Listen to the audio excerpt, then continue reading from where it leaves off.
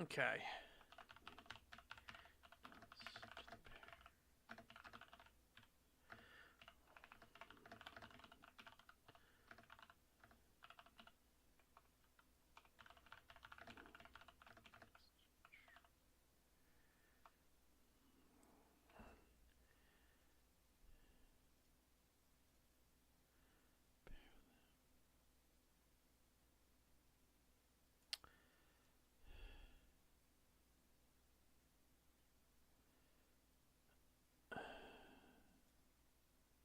Hang on. Okay. I need to.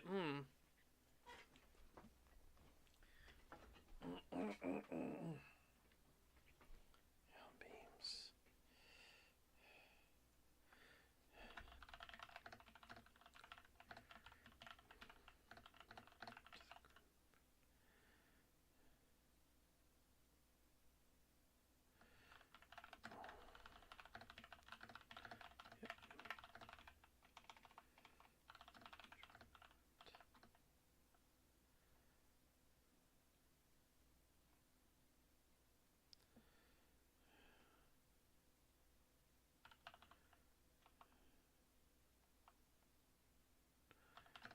Imagine.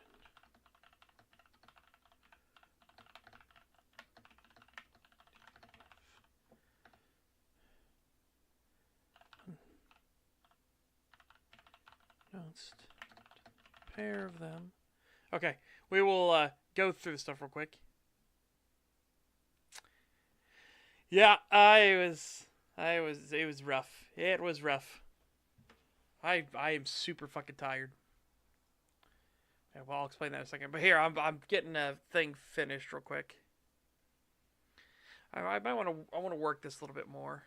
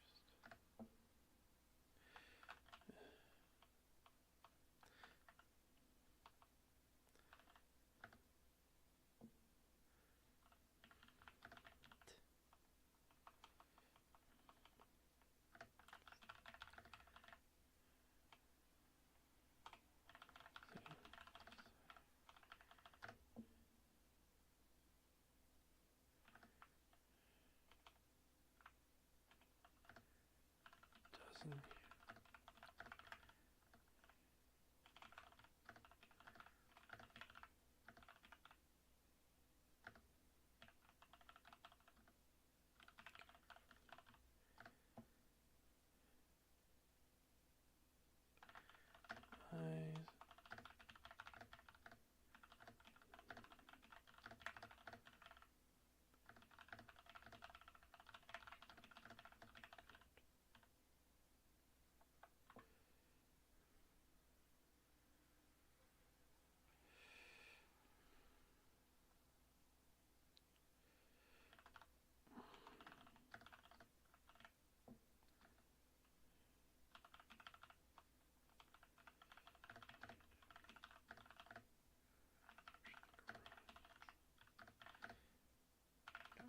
Its feet. And we get.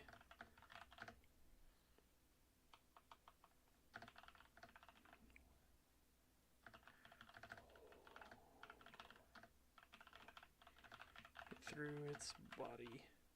Okay.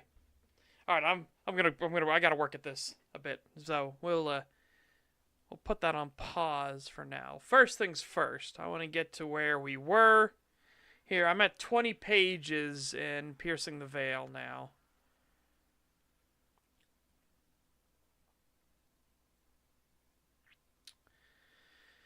So, let's go to roughly where we were last time.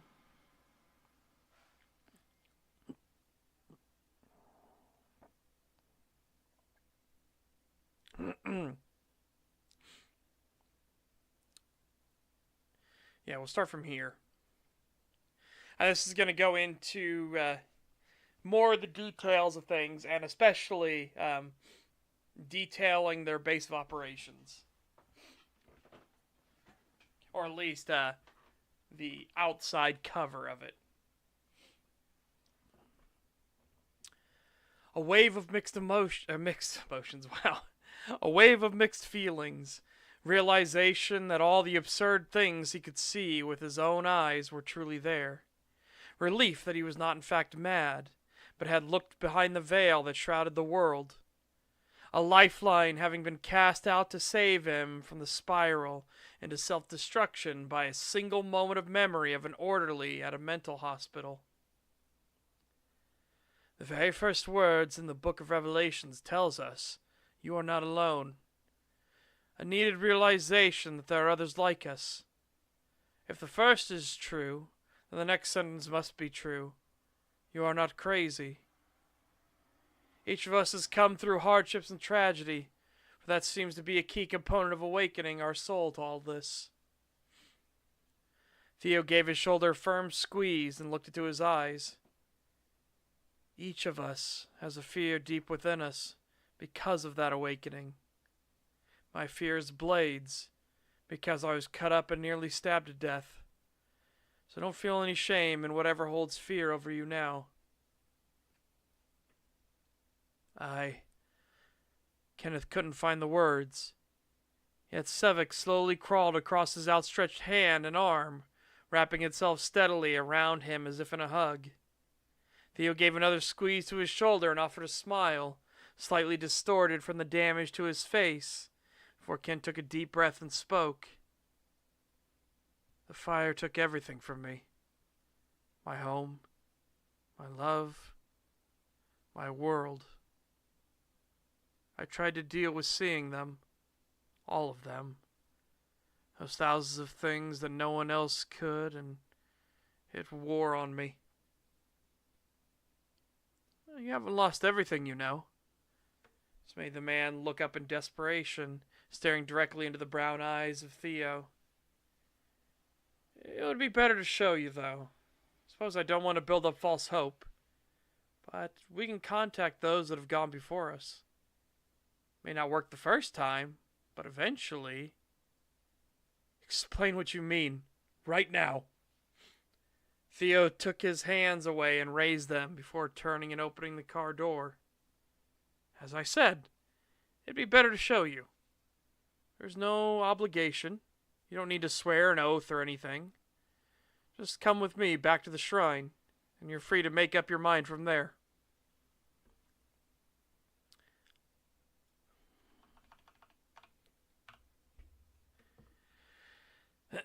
Ooh, excuse me. He stepped to the side and waved a hand towards the waiting seat for Ken to the side. In this moment, the shape of the straw doll could be seen carefully gliding its way in and settling itself down on the headrest. Could not have been a more obvious invitation, and thus he carefully started to enter, before allowing Sevek to slither out from between him and the seat. Once he was comfortably inside, Theo closed the door and came around to get behind the wheel. This is when Ken got a good look around the interior of the car, which seemed nearly pristine, and then looked at Theo, who was beaming with pride. Oh, what can I say? I took good care of her. Eventually, she'll likely develop into a spirit focus. This made the burned man raise a brow, which caused him to continue on. Right. See, have you ever heard of the sentimental value of things? Of course. When something goes beyond its monetary value and becomes more, tied in with emotional weight and memory. Look at you, being all specific. But the key here is the sentimental value is an actual thing. When an object is taken care of well and more value is placed within it, eventually a spirit can come to form within said object. The man paused a moment before leaning towards Ken so he could reach behind the seat, and brought forth a metal rod that rattled as if coins clinking together. This, for example, is the instrument I utilize to channel the spiritual energies I have contracted. The rod looked to be a sacred charm used in rituals at shrines for special dances and ceremonies. This particular rod was black in color, with 2 sets of rings, one of silver and one of gold, hanging from hoops on either side. The top of this particular rod was crowned with 4 serpent heads, looking off in 4 directions as if a mace.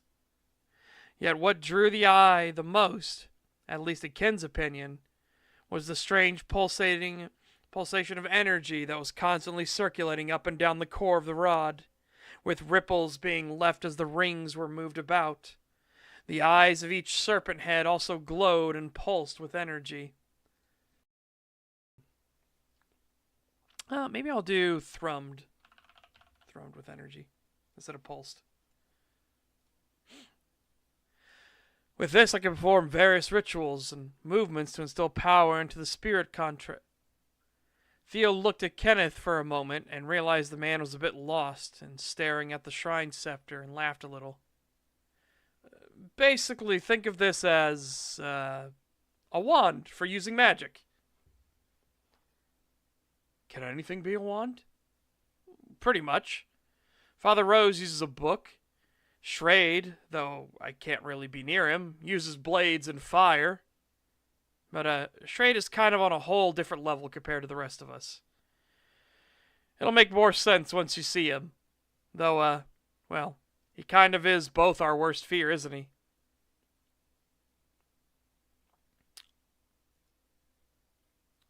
Again, I kind of want that. I kind of want it to be like that. Theo offered a bit of a chuckle before he started the car and nodded. All right, seatbelts on. How many people are part of this group? 11 of us. 12 now with you if you decide to join up or not. Bolts is teaching me to work on vehicles. Oh. His fear is poorly maintained ones. He can explain it better, but he was in a terrible accident when the floorboard beneath him gave way and the car lost control. The plan is to have you meet everyone, and so you can see that you truly aren't alone.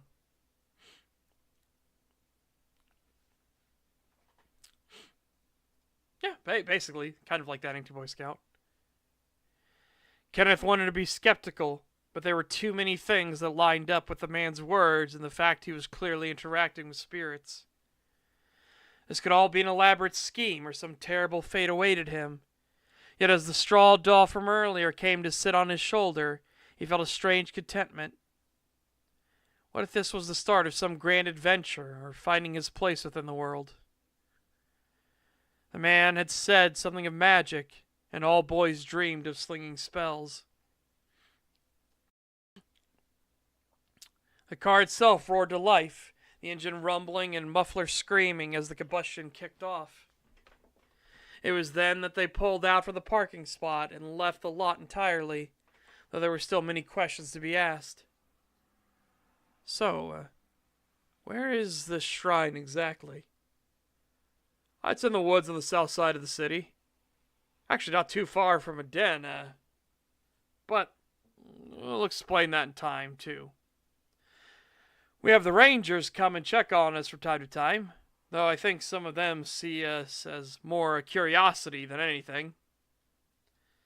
But imagine us as like a neighborhood watch. That's what we call the spirits, by the way. Neighbors. So when Kenneth's eyes went wide and he saw a creature lumbering across the road, but Theo merely tensed up and drove right through. Both men couldn't help but look back in the mirrors of the creature before Theo said,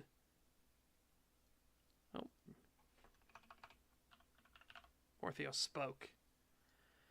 Worst part about being one of the team's drivers.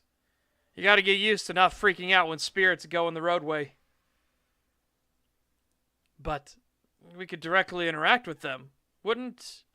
I mean, if the spirit passes through the car, it can't pass through us, right? No, the spirit themselves have to... When you look at Sevix, how does she seem to you? This brought Kenneth's eyes down towards the snake, who was moving about the inside of the car. She has glowing lines across her back.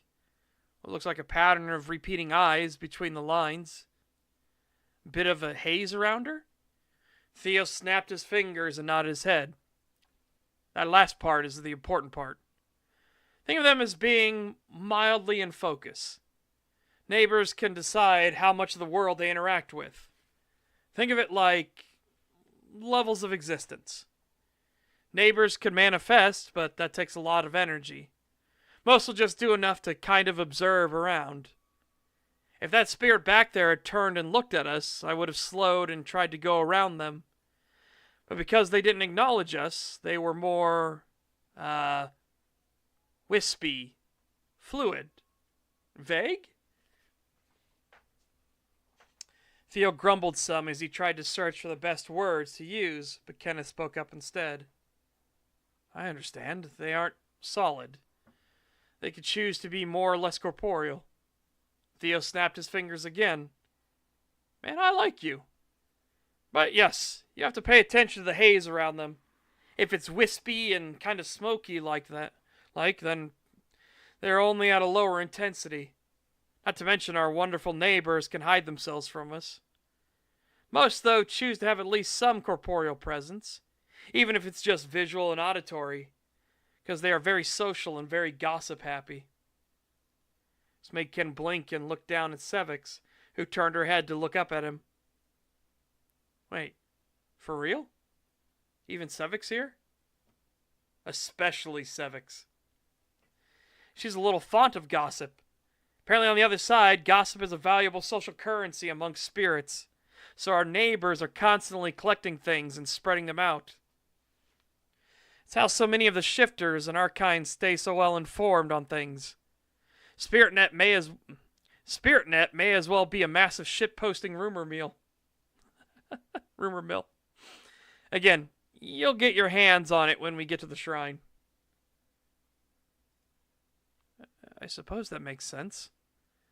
The car continued its travel, even going up onto the Beltway, which would allow them to go from the northern end of the city to the southern end.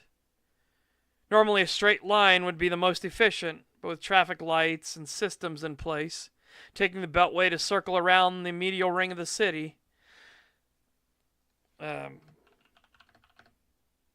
would be faster. There we go. Would be faster. This then gave time for Theo to ask questions in turn. So who's your friend there?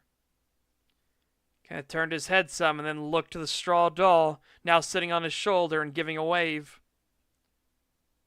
I'm not sure. I never knew we could really... I just kind of asked him to help that doctor. Well, good news. Straw dolls are considered very rare. Charms of good luck, fortune, warding off danger, and bringers of good harvest. Perhaps you could form a contract with it, Theo said before turning his attention for a moment to add heavy emphasis with both brows raised before traffic took his priority. Form a contract? Was that something he could do, and was it something he even should do? The thought of it brought to mind many distressing ideas of legalities and courts with incredible minute and pedantic, or rather exacting language needed. Wouldn't a contract like this be dangerous? Could there be loopholes that one of the parties exploits to the extreme? So many doubts flooded his mind, threatening to sour him on the entire idea. It was only when he took a moment to reflect, to think on the spirit that was a potential partner. The straw doll hadn't demanded anything of him. It had even gone out of its way to assist him already. Thus the internal struggle within him was decided. How do I, Kenneth slowly looked at the straw doll and then offered his hand out so the doll could stand on it. The creature obliged and hopped into his palm before he could comfortably move it and more easily face it fully. Well, I'm not sure how to do this or what will come, but would you be willing to form a contract with me? The doll gave a nod of its head and waved one of its limbs before kneeling down and touching his palm. From the moment it touched, there was a warmth that radiated through his hand, and then the doll removed it a moment before pointing at his face. I felt the warmth, but, do you speak? Yes! When the voice came out, Kenneth almost jumped, but then he blinked a few times to regain his composure. Did you hear that too, Theo? Of course I did. It was speaking. The man didn't turn from his current arrangements as he guided them off the beltway and started to get onto the interstate, heading southbound out of town. Sorry, I never thought to ask if you could speak. It's okay. The doll was not very verbose and kept all its answers short. Well, is there anything you would like from me? And, forming a contract with you. Adventure! The doll nodded its head a few times, that even patted its chest with one of the limbs. Oh, well, I don't know if I'm going... As he looked towards the driver, the man gave a twisted smile and nodded his head enthusiastically. Trust me, there will be lots of adventure. Neighbors actually can gain power and experience through forming contracts with us. But each one is an individual. Some are more eager to jump into a partnership than others. You might have to beg, borrow, or outright steal from some. Seems your friend here is very on board with helping you. Well then, I suppose there'll be adventure to be had. Is that all you would ask of me? And what could you do for me in turn? I assume it's a mutually beneficial agreement. Take care of me. I take care of you. Watch each other's backs. Oh. It seems this spirit is going to give you a bit of a buff. Likely will make you luckier and more able to sense danger. What's that fire? Saw you falling. Nudge things. Straw doll stamped its foot proudly and put its limbs to its hips and puffed its chest out. Helped you fall right. Saved life of neighbor. That's what they call us in turn, too. Those of us that are awakened, I mean. They call normal people dumbs, duds, blinds. A lot of unflattering things. But those that can't see can earn proper respect and care from spirits, too. People don't understand, but their actions can influence the neighbors, and they in turn can watch over them. Like, oh, you know the spirit shrine in the attic of houses? Those work. Or rather, can work if tended to. Actually, if a normal person earns respect from the spirits, they won't talk poorly of them.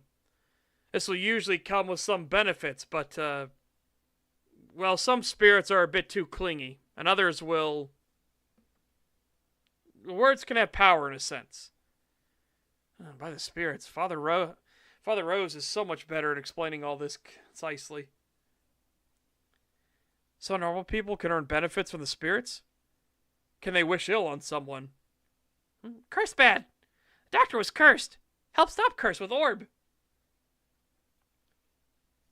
Ah, so you ran into a curse. Those abominable things. That comes when normal people, or sometimes others, wish misfortune on someone enough.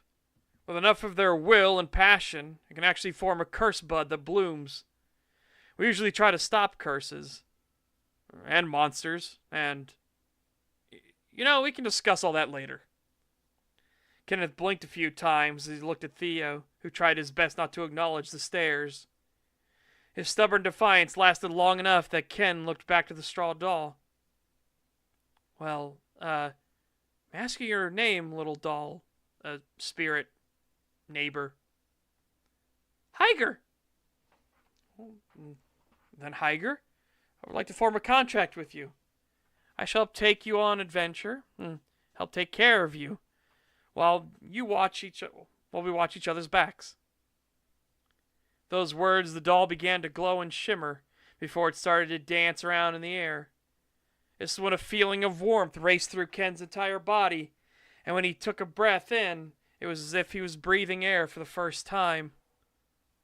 The sensation was intoxicating, and Higer seemed to be having a similar sensation as it looked at its limbs, and then at Ken, who was leaning back in the seat, nearly groaning. Skin feels weird. You're very warm inside. What? Oh, what happened? Oh, that would be the contract. Basically, two spirits have now agreed to mutual terms. I'm not a spirit, though. Incorrect. We're half spirits now. Basically, because we almost died, our souls got a little overeager and started the process of spiritification. But then we didn't die. So, kind of like jumping the gun, as it were. It's made us into half spirits, or spirits with living bodies. Slowly the car turned off an exit ramp, heading towards a small town on the outskirts of Esmoria, known as Vanterland. One of Ken's old childhood friends grew up out here, and would take the bus into the city to get to school. Hi. Are you sure about all this? It's just... Kenneth let his words trail off before he waved a hand in the air, and then turned his focus back to Higer, who was now happily kicking his legs as he sat on the human's shoulder. Sorry, it's a bit of a roller coaster to go from expecting things to get worse to suddenly... Kenneth didn't answer, but instead waved his arms around to try and indicate the entire situation of things. This is when he noticed them turning past the sheriff's department in Vanterland and heading south, where a signposting noted that Mahako... Bleh. Vanterland. Hey, almost. Where a signposting noted that Mahako Shrine was a mile away. Before he could even ask, Theo stepped in once more. I understand. Trust me. We have all been there before. Also, before you ask, yes, we are set up at the Mahako Shrine. It is... Think of it like having a secret base within the shrine. We have accommodations, bathrooms, a weight room and gym, the armory, garage and motor pool, workshops. We put a lot of work into the place. Still functions as a proper shrine to the local god, Mahako. Okay, that. How does that work? Is Mahako actually a god? Yes and no. Local gods are powerful, but they are... Think of it like rungs on a ladder. The more power a spirit has, the higher up the rungs they go. Local gods are pretty high on that ladder, but actual, gods are far above them. All of this still sounded like gibberish to him. But such was the fate of an outsider being imparted knowledge on things they had no basis for. What is a god, then? Also, did we get here that fast? Shouldn't it have taken a bit longer? I didn't speed, if that's what you mean. You were kind of going in and out of attentiveness, though, so may have just missed the time. Can happen when you get engrossed in something. As for what a god is, well, as we found out from our neighbors, the dragon gods are actually real. Ken blinked a few times and looked about. Had he truly been so lost in his own thoughts that he had just sailed through the time it took to drive here? It was only when Higer nodded its head and spoke up in agreement that the man had to surrender the point to them. In this, he simply gave a shrug and then leaned back in the passenger seat and watched as the car pulled into the road that led up to the shrine.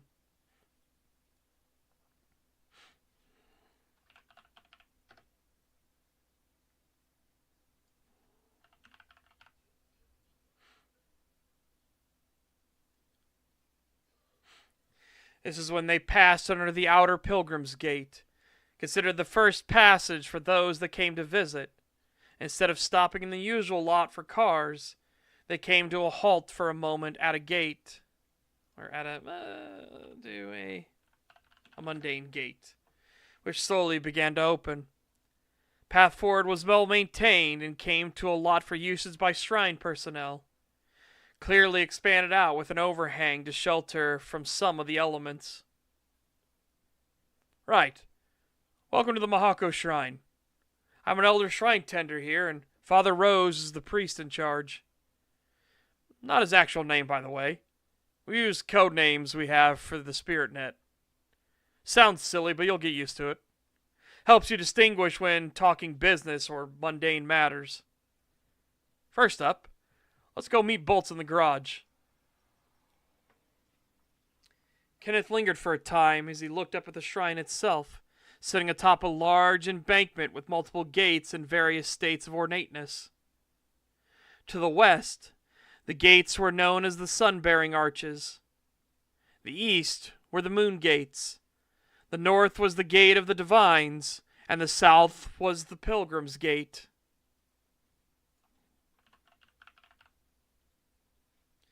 Shrines all across Rosentia, regardless of size, had this same basic layout, as if to be the meeting place between the mundane, the stars, and the heavens above.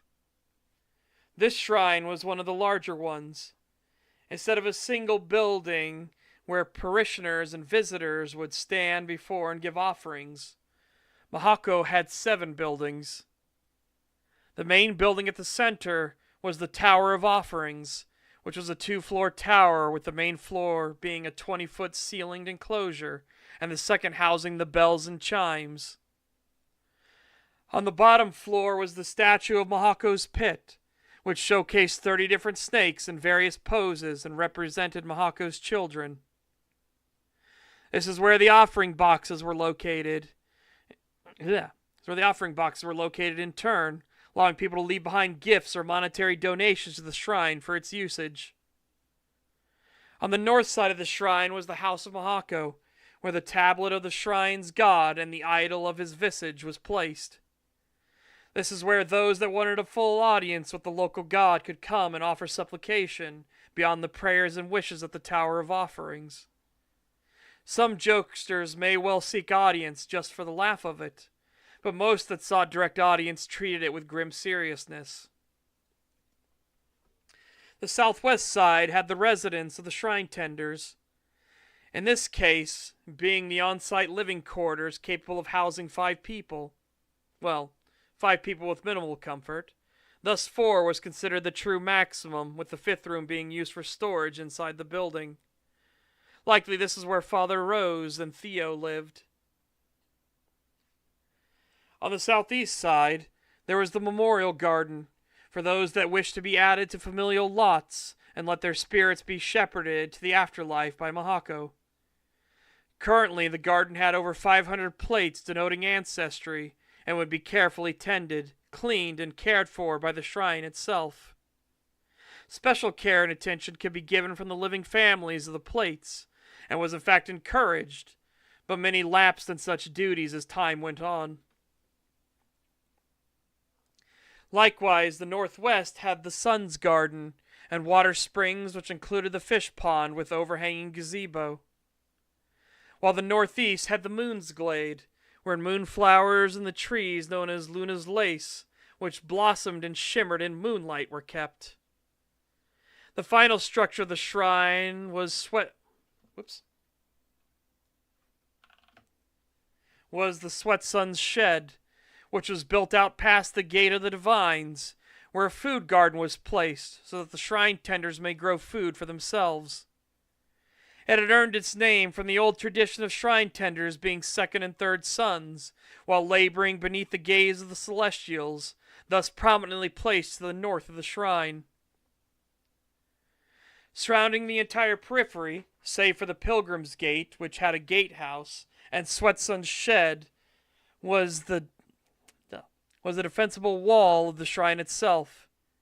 In the oldest times, this was used to protect the place should ne'er-do-wells wish to do harm. wished to harm those within and steal from the Celestials. More importantly, it acted as the exact dividing line of where the House of the Gods was, and was not located on the mundane plane. Well, according to scholars anyways. But Kenneth had a feeling it was far more true than they realized. Thus the garage they now approached would technically be under the purview of Mahako, as it was built underneath the hillside the shrine sat atop. It also had a security fence around it, and cameras posted on the outside. Juxtaposed against the old architecture of the shrine itself, it looked downright comical, but Kenneth couldn't even ask, as he merely pointed and Theo responded. "Oh, it looks absurd, doesn't it?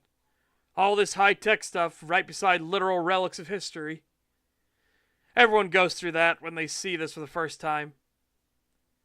The man leaned over near the fence and input the code combination, which gave an audible buzz as the lock came undone.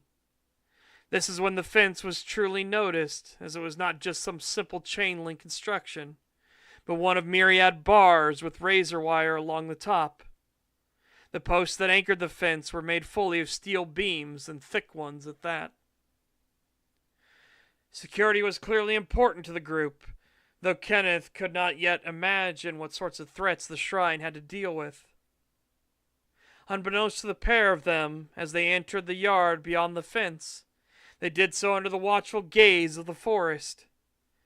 Sitting beside a tree a few dozen yards away from them was a wolf that observed carefully, its eyes taking in as many details of the pair and their surroundings as it could.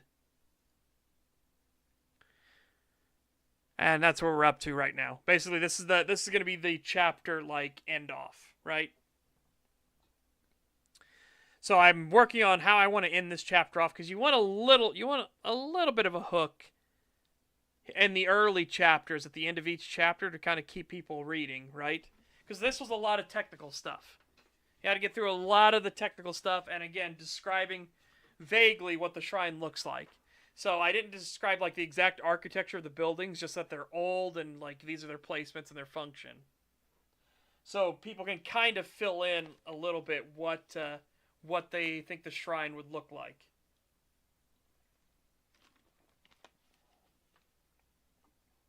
Oh. Yeah.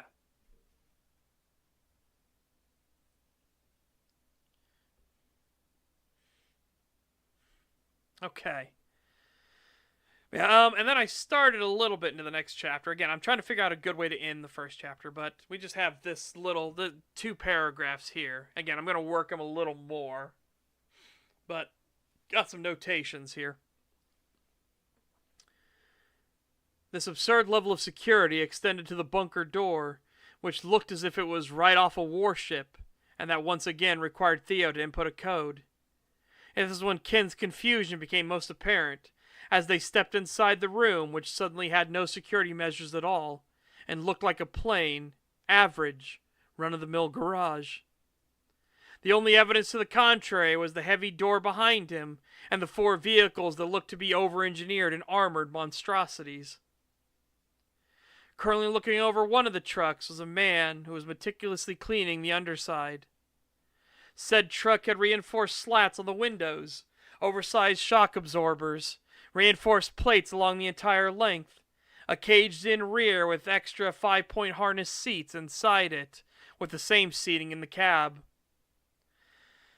Though the burned man didn't know it, the tires were run flats from military vehicles. A snorkel was placed for the engine to get airflow even if submerged, and a souped-up 12-cylinder engine with twin radiators for cooling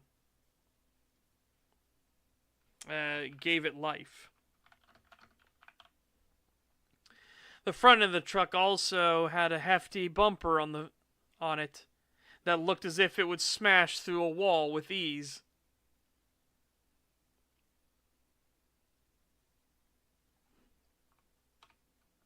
Let's get rid of on it. Let's get rid of that on it part.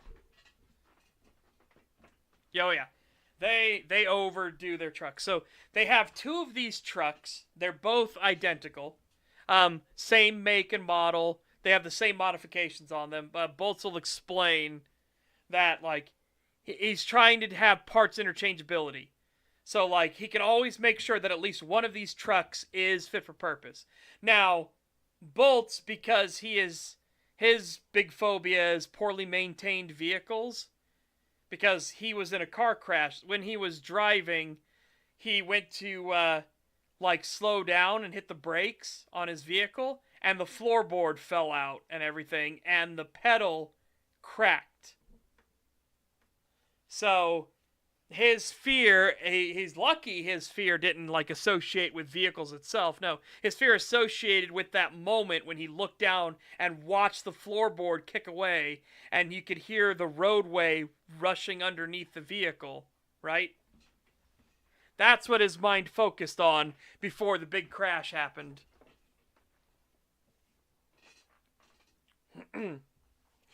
Shrade, who is, basically what I wanted to do was, our viewpoint character is going to be Kenneth, right? With a little bit of little viewpoints here and there from the other characters. But Kenneth Ashwood is our main viewpoint character. Shrade is the main character, though, right? Like, Theo's already started setting it up as, like, Shrade's on a whole different level compared to everybody else. Theo's fear is knives and being stabbed, so sharp objects, sharp bladed weapons and things like that. So he doesn't like really interacting with Shrade, not because of Shrade's fault, and Shrade doesn't, like, try to bully him or anything like that, but it's like Shrade uses blades. Shrade also uses fire magics. So, you know, kind of a thing that Kenneth isn't very comfortable with. So he's kind of like the worst nightmare of both of these two. Shrade's fear is clowns. And you might be... I want people to have, when that fear is revealed, to be like, clowns? Really? He's afraid of clowns. Well, talk about an easy fear to avoid in comparison to stuff like heights or fire or blades. Or, you know, not preparing your food yourself, so you literally can't eat it because you're afraid it's poisoned. Like, oh man, he got off easy. And then Theo will explain to him, like, no, you don't understand. Like, remember, our fears are directly associated with what almost killed us, right? And Shrade over there is the child survivor of a serial killer. He's the survivor that caused the killer to be caught. Like, his fear of clowns is entirely fucking justified. Yeah. And again, if you know real world history, I based the killer that fucked Shrade up so bad on BTK, Bind, Torture, Kill. Right? That's who this killer is like. And Shrade just happened to be the little boy that survived.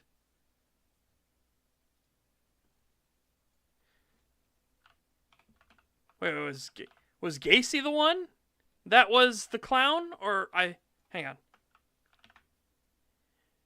Oh. Dennis was BTK. Whoops, sorry. It is Gacy. You're right. I don't know how I got both of them backwards. Yeah, Gacy was the clown.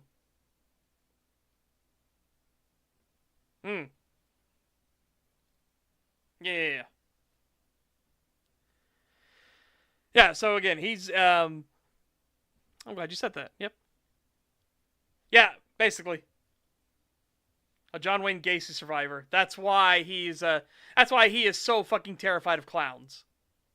Because the torment that he suffered, well, our Gacy stand-in, I was going to say BTK stand-in, but no, our Gacy stand-in would, like, torture and torment him while dressed as a clown. You know, the fucking most demonic circus performance you've ever been to. So, hence why Shrade is very very, like, no bueno with clowns, right?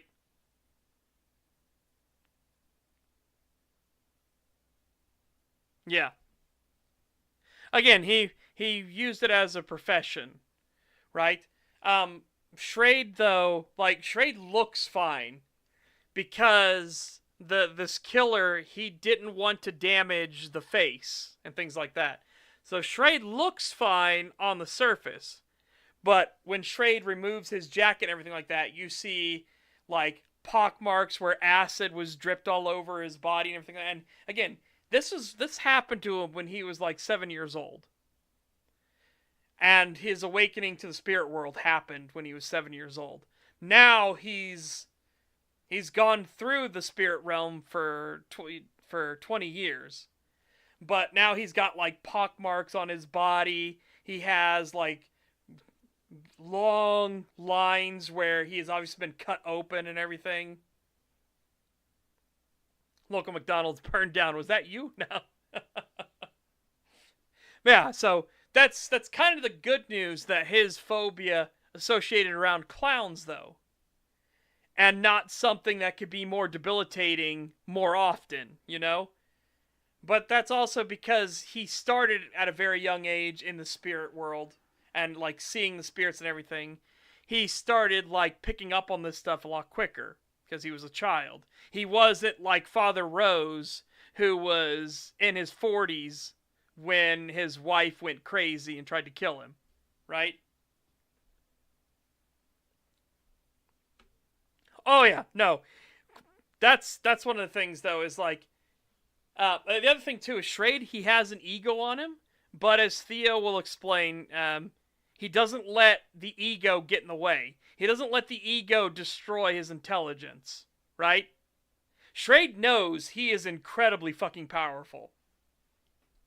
Like, he knows that he, essentially, Theo's gonna kind of like hype him up and be like, you gotta understand, Shrade 1v1'd a vampire, okay? Dude is fucking strong. He is strong and skilled, and Shrade knows it. But he's not stupid. So even though he was fighting and he ended up winning in a 1v1 with the vampire, he still called for everyone else's help. He's like, I'm not risking it. He's like, because this could go sideways any which way. It's a fucking vampire.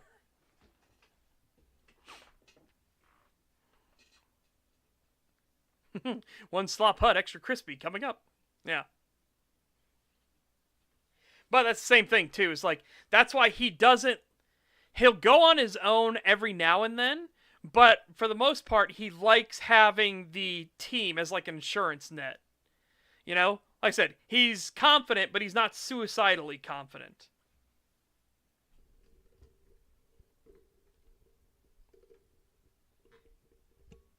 He's kind of the, I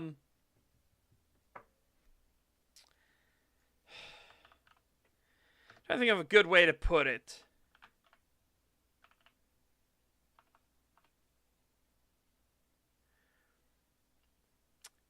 He's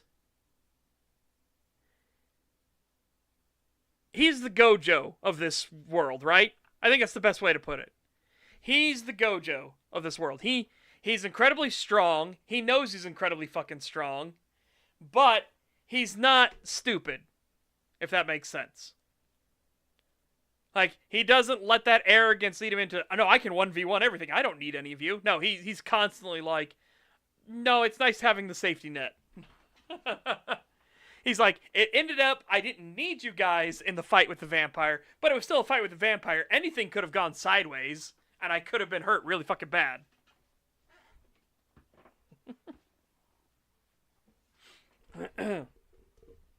So, yeah. Man, he's basically this settings Gojo from Jujutsu Kaisen.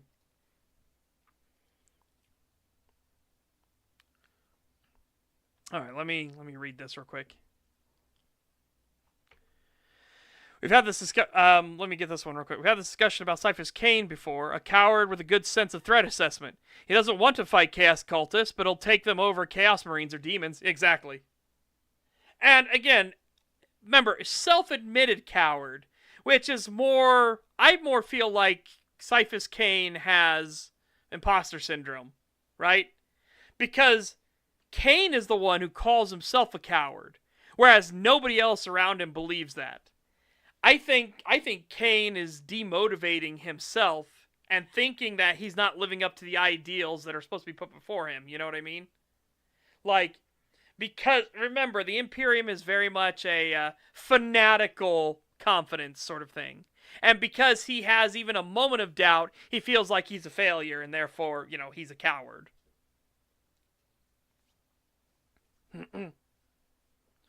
Justified self-assurance while knowing everyone always needs help, even himself. Yeah, exactly.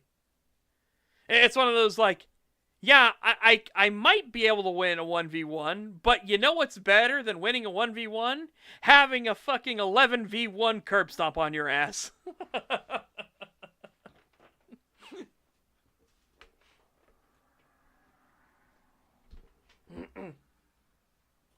But there's some, obviously, he's not going to be able to work with too well. A big part of this, too, and a part of what I always like in my things, is trying to overcome an obstacle, right? So all of these people are trying to overcome that fear that cripples them. That's a big part of it, right? A big part is overcoming the phobia that holds sway over your soul right now.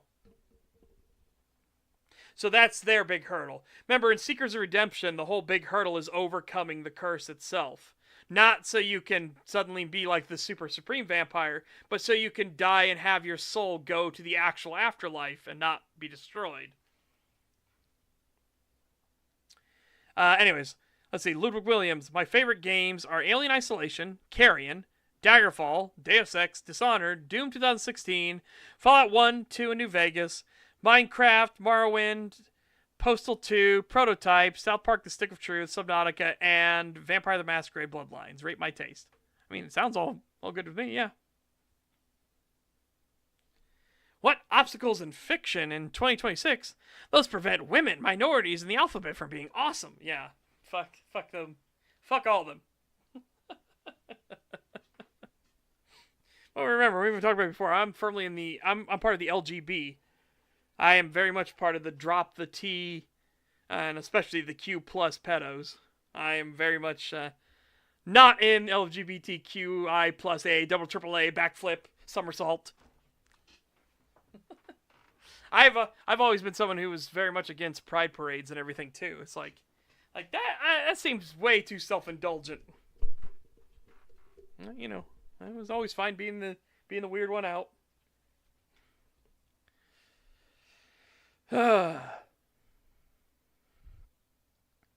Okay, so before we get into the gaming, we have memes. Yes. Double plus ungood, yeah. Hey, hang on. Get this over here so we can start our memeries.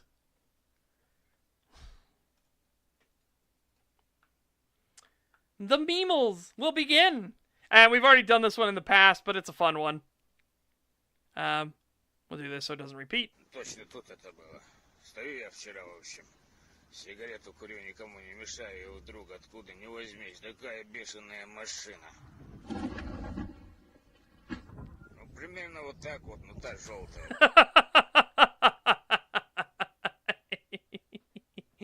Oh, I love it. That's always a fun one. Again, we've done that one in the past, but that's a fun one.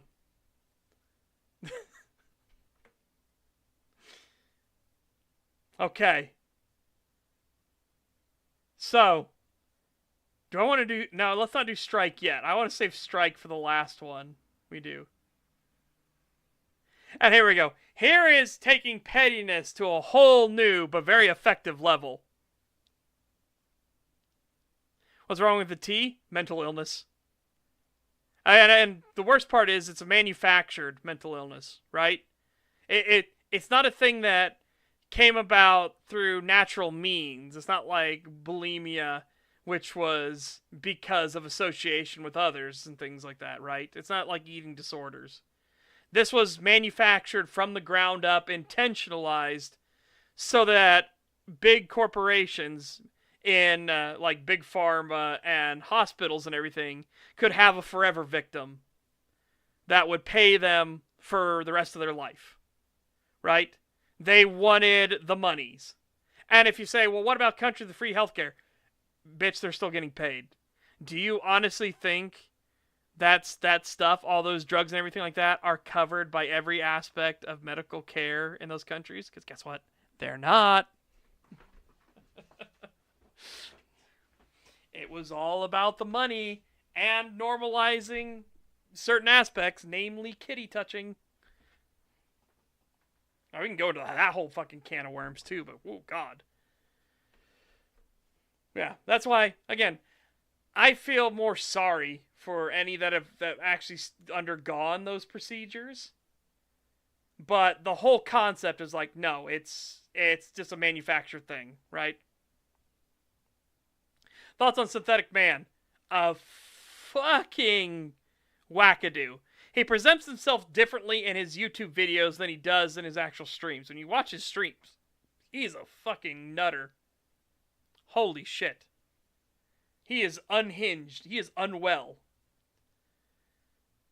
But he presents himself as more aloof and, like, you know, down to earth.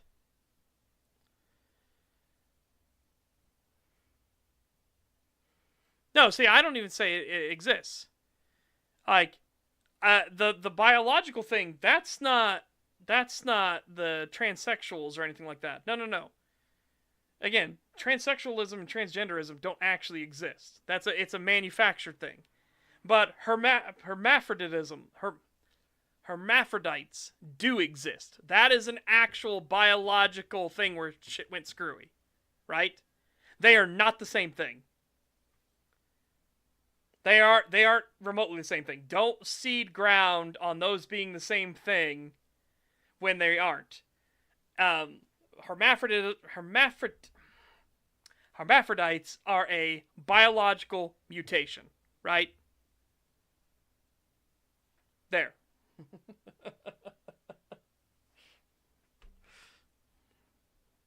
Praise and such always make me think of the 5 cities dealt with by God, like Sodom, Gomorrah, for being super turbo, SA, and all that. Well, apparently Sodom and Gomorrah was the more... Remember, my viewpoint, I'm much more agnostic, where... I don't know, I find, like, Christianity, I find one of the better of the religions, but I feel like it's kind of egoism, too. Like... oh, God only made us ever in the entirety of the universe, and we were made in his image. Or, I don't know. It feels very like, that seems very presumptuous. But I'm not somebody that's like, therefore God doesn't exist. Like, no. I say there might be a higher being. But I don't know. I just feel like that's a bit presumptuous, right?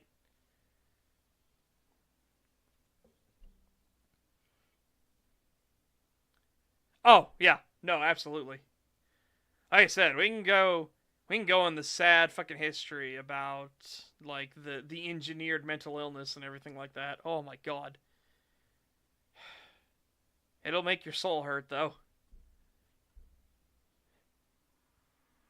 It'll make your soul hurt. Alright, anyways. Let's get back to a couple memes, because, you know, let's have fun. Again, this is a petty, very, very petty act of revenge, but very effective. Because it's one of those levels of pettiness where it's like, damn it, you're still being productive.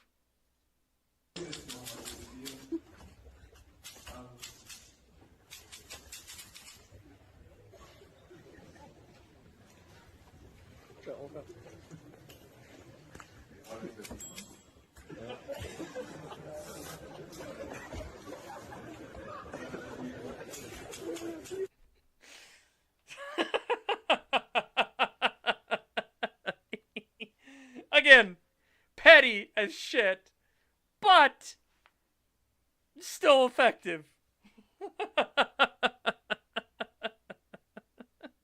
Oh.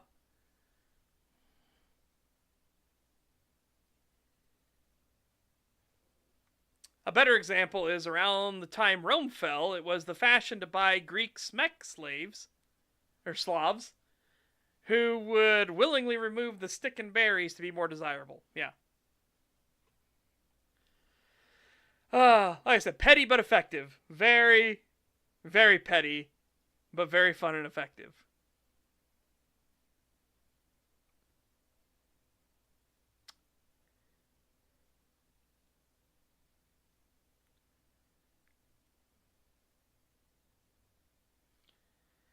Yeah.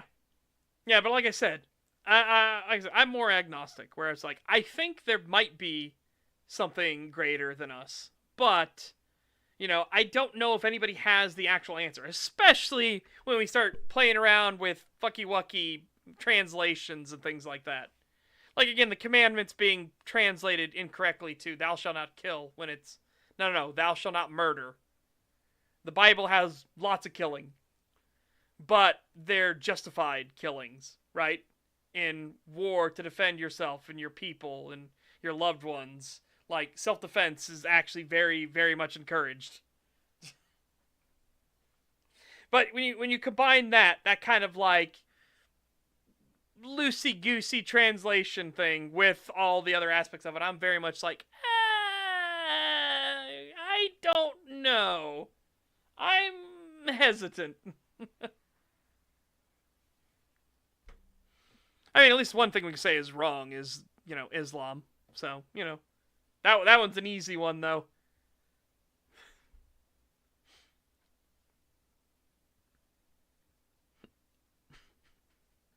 I almost want to do it again. We did this one last time, but fuck it. Oh, nice tits. I mean, nice shot.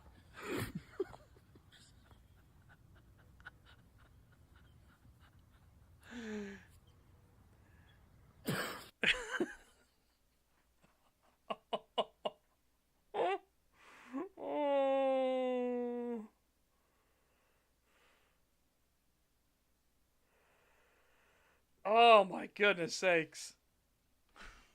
I love that one. That one's so good. And then I got this one, which can be used for like responses and stuff like that.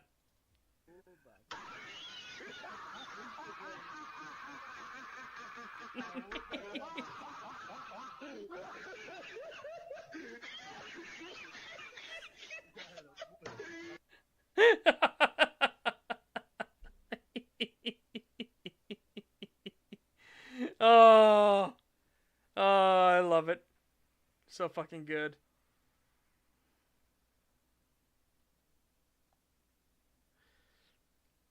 Alright, and then we come to the pièce de résistance. You thought there was a line. There is no line. It looks like I was able to find all the pins. Oh, no, Dean. No. Dean.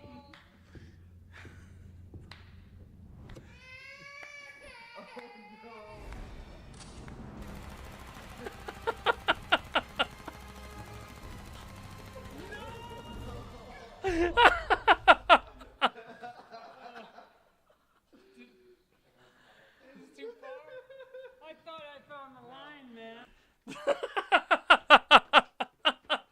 I thought I found the line, man.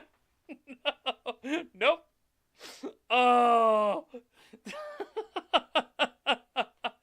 I guess you could say I found all the pins. Oh my god. No.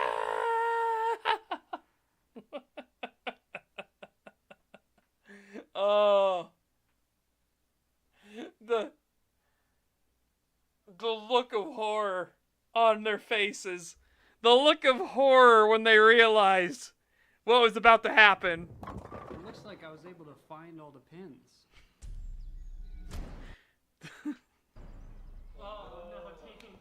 Oh no. VLC crust adds to it.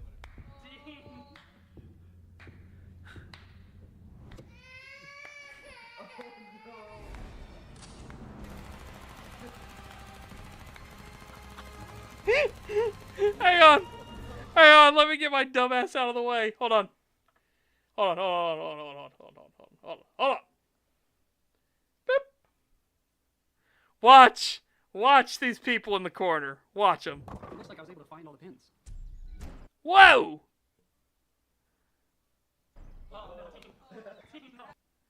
Why are we going super fast now? What's happening here?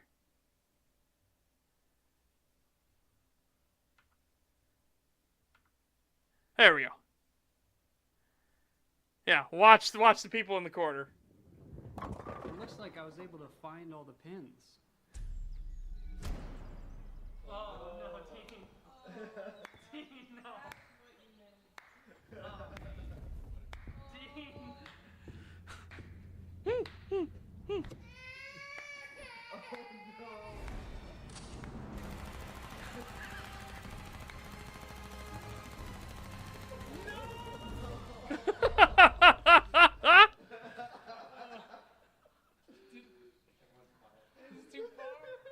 I thought I found the line, man.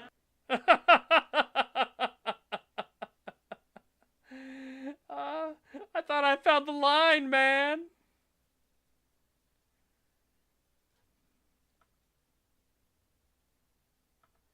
Oh my god.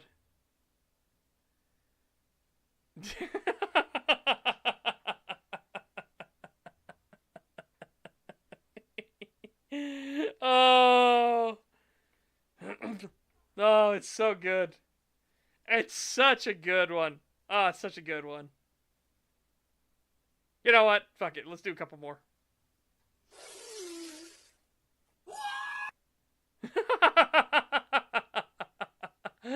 Wolf zoomies. Whoop, whoop, whoop, whoop, whoop, whoop, whoop, whoop, whoop, whoop, whoop. Oh, here's one that makes me, Hey, this one didn't get all the good ones, but... In fact, didn't get any of the PC games. But, yeah, this one hurts me. Can you tell me about gaming in the 90s? 90s was my childhood. Another turning point, a fork stuck in the road. I mean, yeah. You by the rest, direct you where to go. So make the best of this test and don't ask why. It's not a The 90s really were a special time for gaming. Holy shit. It's something unpredictable, but in the end is right.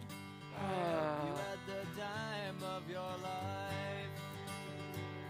I don't lie, it gets me a little teary.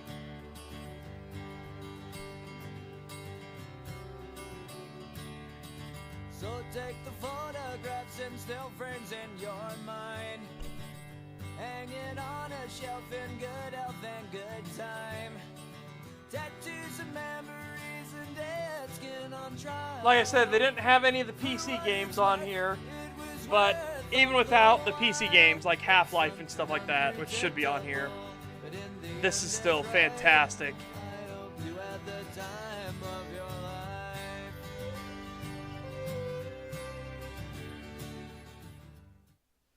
Yep. Ah.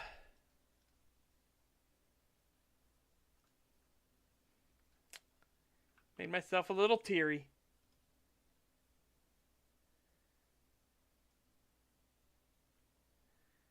It's something unpredictable.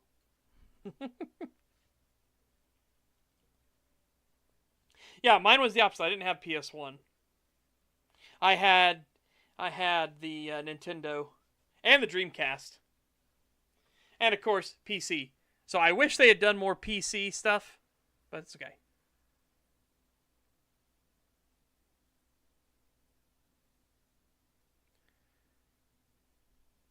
I did. If you meant the ones where you gave your games list, I already told you. It's like, yeah, it's a pretty solid list.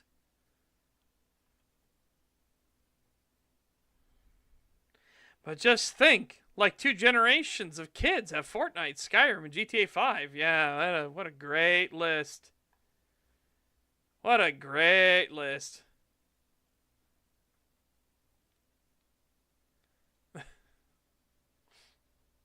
I feel bad. I feel bad for him.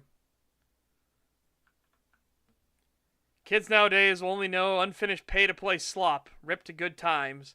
They will always have a limited idea of a real arcade. Yeah.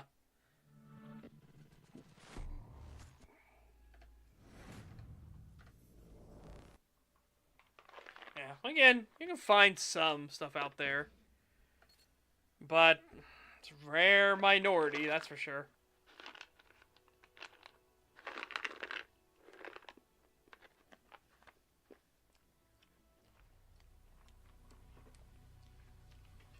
Alright.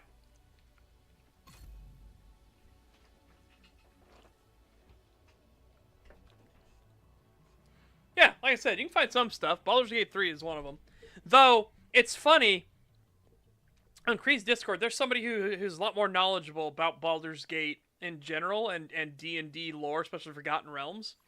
I know a lot of it. They know way more. They know a lot more of the specific stuff. But it's funny that they hate Baldur's Gate 3 so much more because they hate the characters and everything. What's funny is, like, I genuinely enjoyed all the characters and stuff. Okay. Agent requesting backup. We're gonna go this way. A called Jeff was supposed to trade with the campus earlier, but he never showed up to the meeting. If he's still alive, find him. Yeah, get some upgrades for us. Portable electronic device detected. Oh, nice. Leveled up again. We're making some changes. I doubt you're going to like them, but we have two choices. Pull together and work hard, or die. First off, from now on, everybody works. Everybody. You don't find a way to pitch in, you're out on your own. It's not fair for the people who work the hardest and risk the most to support folks that sit by. Obviously, exceptions will be made for the injured and infirm, and we're not going to have kids working in coal mines. Anybody can contribute by doing simple chores. It's mostly luck that got us this far. If we're going to survive, it's going to take sacrifice and the hardest work we've ever done. I'm trying to listen to what he's saying, too.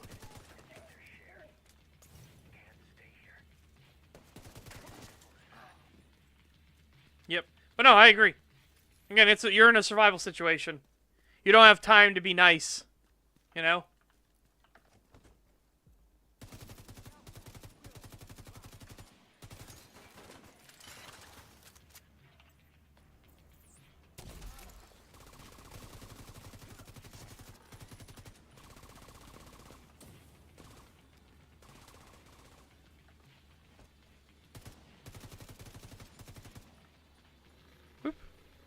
Dreamcast is still the GOAT. Only like 1 in 20 games were bad, and even some bad ones are still okay. Yeah. Blue Stinger was like, I got Blue Stinger specifically because I thought it was going to be kind of more Resident Evil-y like, you know? Boy, was that a wild ride of a game.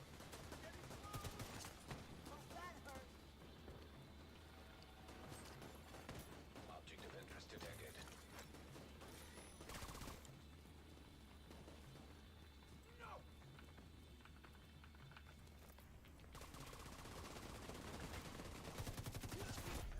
Heavily armored hostile detected.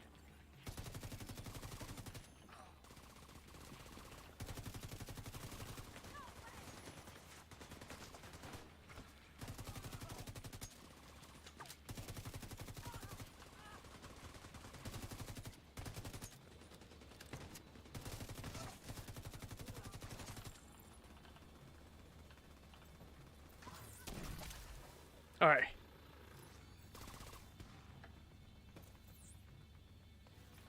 Okay, cool. Civilians in danger.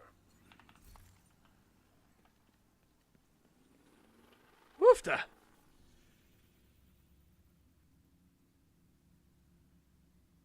There's a control point I need to get down so I can fire the flare. Or maybe I can fire it out here. Yeah, cool.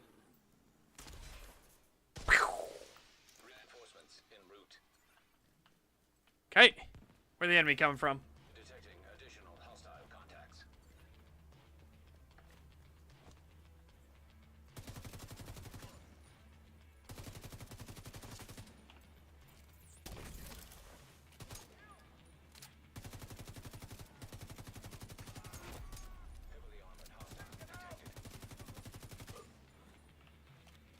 And now come from this way. All right.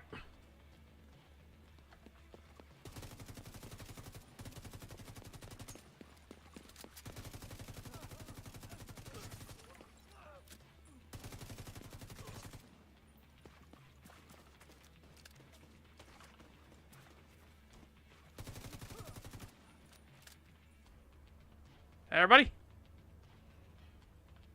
Alright, the friendly reinforcements are almost here. They're coming in this way. Alright.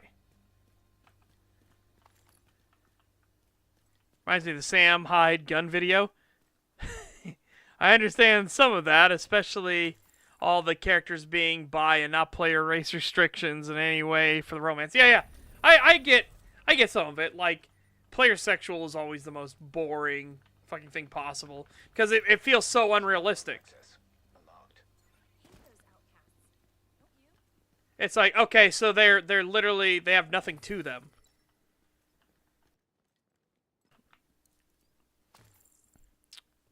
Yeah, Blue Stinger. Blue Stinger was wild. That was a fucking weird one. Not the weirdest story I've ever seen. No. That one definitely goes to Drift City. Rob Parr, do you remember Drift City? And for anyone that doesn't know, Drift City was an MMO where you played cars. Civilians in distress. Like, it was a car game MMO. Alright? Boy, oh boy. I don't believe for a moment Asterion is into women. Yeah. Okay. You said object of importance somewhere. Oh, here we go. An actual artifact. Nice.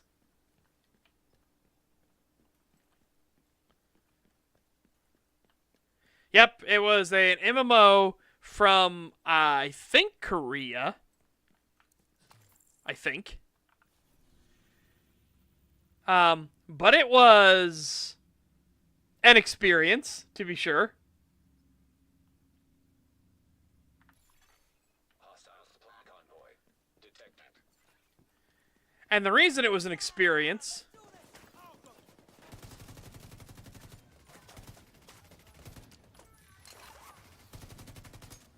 was because there's like, okay, well, how do you do MMO combat and things like that as a car? And so you'd have to do like this really goofy, like, oh, you need to ram the vehicles and stuff like that. No, that doesn't count as a ram because you hit it, got a funky angle, and oh god, it was not well conceived.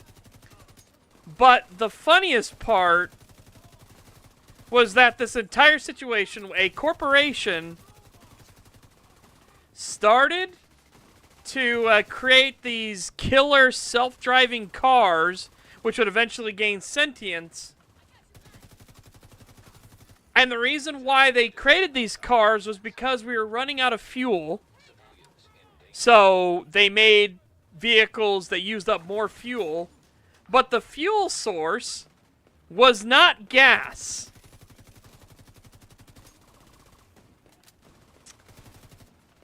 The fuel source was, in fact, the tears of angels. I shit you not. That was a thing. And I remember getting to the storyline. It's like, so we made these killer cars and everything. So, because we were running out of fuel, and our fuel source is not gas, but the tears of angels. Yeah, that was... Like I said, that was an experience, to say the least. Yep, donate everything, baby.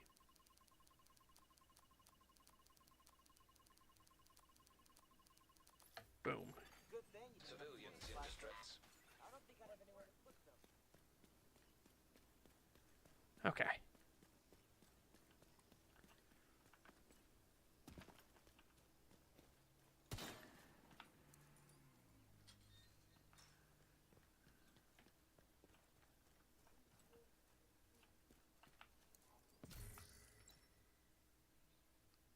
Oh.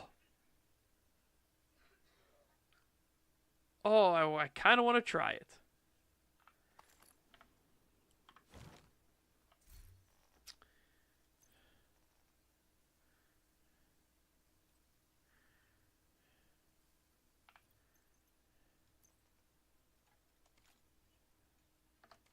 Hey, cog. A quick reload. Oh, I don't have a short underbarrel mod for it. That's okay. Stability. Yes. Test run it, baby. Civilians in danger. Let's test run this puppy.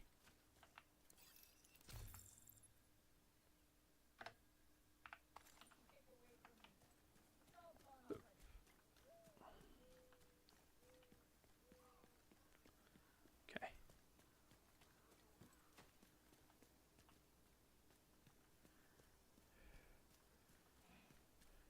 Yeah, there were so many wild and wacky MMOs.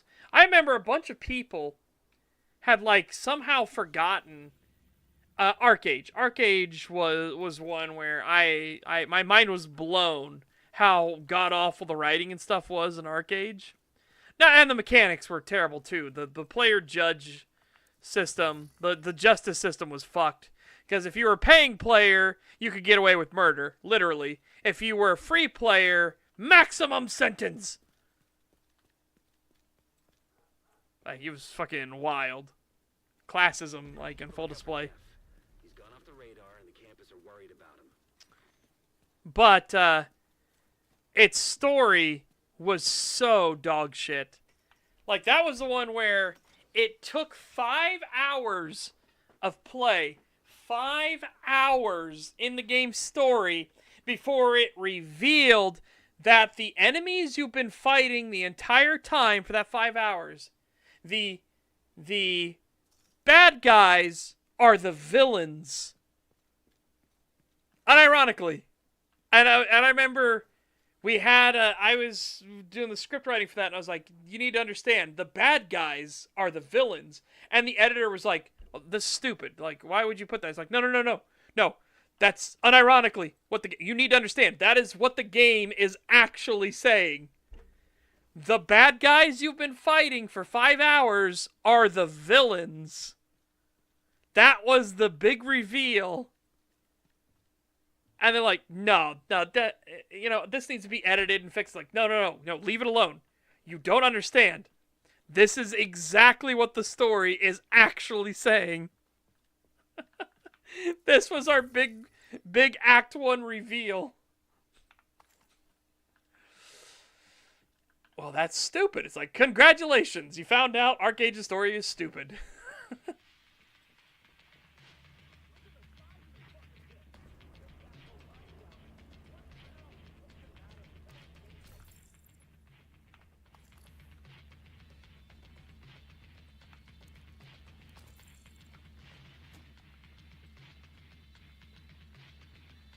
Blind!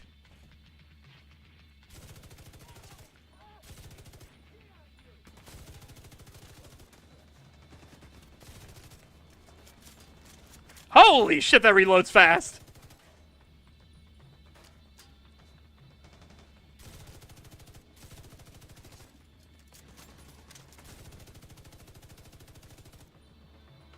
That is a speedy LMG reload.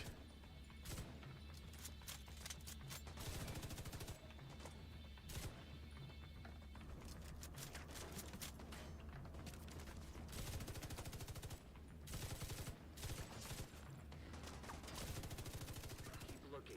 Maybe he's hiding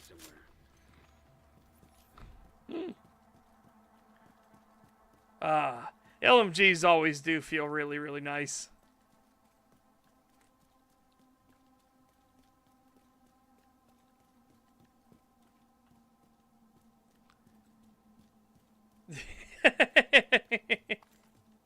I was just doing it for fun. The other thing,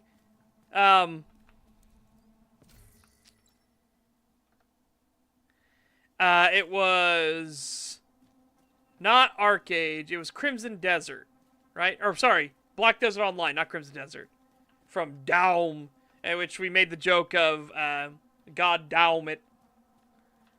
Anyways, they had the worst fucking crafting system I have ever experienced in a video game in my life. Not, like, I need you to imagine, chat, that they just randomly assign tree names to different trees, okay? Picture this. If you know what a birch tree is, you know it's the zebra spotted tree, right? Birch trees are white and black bark. But those were actually called oak trees in game, and then you had the cedar looking tree was actually the birch tree, and then you're like, okay, so they fucked the names on everything, right? That's very annoying, and there are defenders that came out of the word work like, well, it's a fantasy world, so they don't have to be the same name. It's like, then use a different name entirely. Don't call a birch tree a fucking oak tree and a cedar tree a birch tree. Like, if you're gonna use the normal names anyways, tag it to the appropriate fucking thing, please. That's neither here nor there. What made it the worst system ever, right? Yeah, don't call a lion a wolf and then a wolf a walrus and things like that, you know? Like, if you're gonna use real names, why are you doing this? Anyways, the big problem with the crafting system, and what makes it the worst crafting system ever, was like, hey, you need to go get wood, right, to build a boat. It sounds reasonable, you know? Hey, it sounds reasonable. I'm going to use wood to craft a boat. Okay, I like it. So you go and start harvesting a tree, right? And it's like, all right, you need such and such amount of birch planks, or such and such amount of oak planks, or whatever. So you go harvest a tree, and you get wood log, wood log, wood log, birch log, wood log, wood log, wood log, wood log, birch log, birch log, wood log, wood log, birch log, wood log, birch log, birch log, wood log, wood log, and if you guessed that the wood log does not count for anything in the crafting system, congratulations. You're not psychic, but you know how shit design works.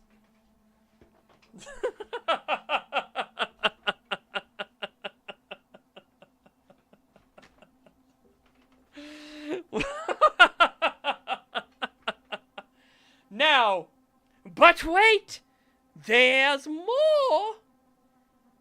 Not only do you get shit like that for everything, every resource, like you'd be like, iron ore, metal ore, metal ore, metal ore, iron ore, metal ore. Not only would you have shit like that for everything, but anything you crafted had decay built into it, and you needed to rebuild it. You couldn't repair it and keep it going. No, it had a finite lifespan. Okay? Oh. Again, well, actually, no, for Dustborn, I'd probably jack the price up. Normally, it's $300 to play it once on a stream, and then $400 to finish it fully. For shit like Dustborn, where it's going to be a fucking disaster fest, I'd probably bump that up to, like, $500 to play it once, $700 to finish it. Because I value my time. And again, you don't have to... For people who are like, well, that sounds like a lot. You don't have to get there in one shot. There are people that are crazy and they slap it all down in like, one shot, baby, let's do it right now. No, you can build up over time. Itiko comes in and he'll drop like $5, $10, $5, $2, and he builds up to it for the games he wants. I like a robust crafting system, but it's easy to get overcomplicated. Graveyard Keeper had a complex crafting system where like a log was made into 2 wood products that were made into like 6 between. Yeah. Like I said, that's more reasonable. Like, you do not understand how bad Black Desert Online's, Well, look who it is. Oh, nice to see you. Division. Yeah. Oh, those hyena bastards. They just waltzed in on me while I was harvesting. You know, I thought I'd wait for them to get bored. I wait for them to get bored. Shit. If there's one thing you lot are good at, it's making a racket.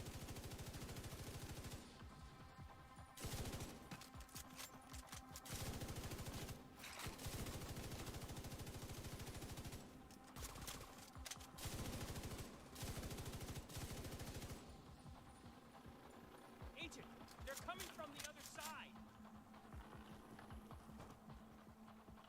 Oh, fuck.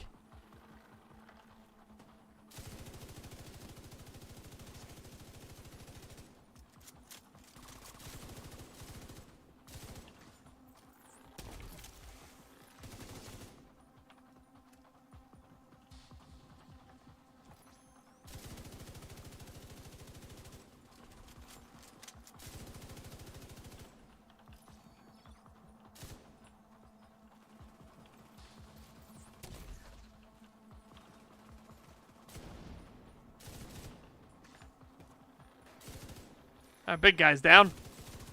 Sorry, I had to focus for a second.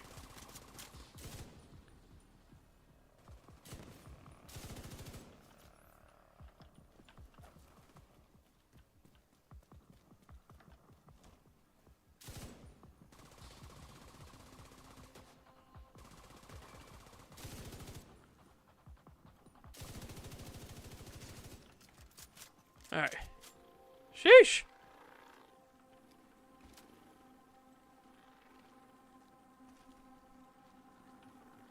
Okay. Oh yeah, 100%. I much prefer, like, if you're gonna have a complex crafting system, which I'm totally fine with complex crafting systems, make it at least logical, right? Don't make it to where I need 4 logs to make a single plank of wood. Fuck off. Make it to where one log gives me like 4 or 5 planks of wood instead. Right? I'll be much more happy with your overly complicated crafting system then.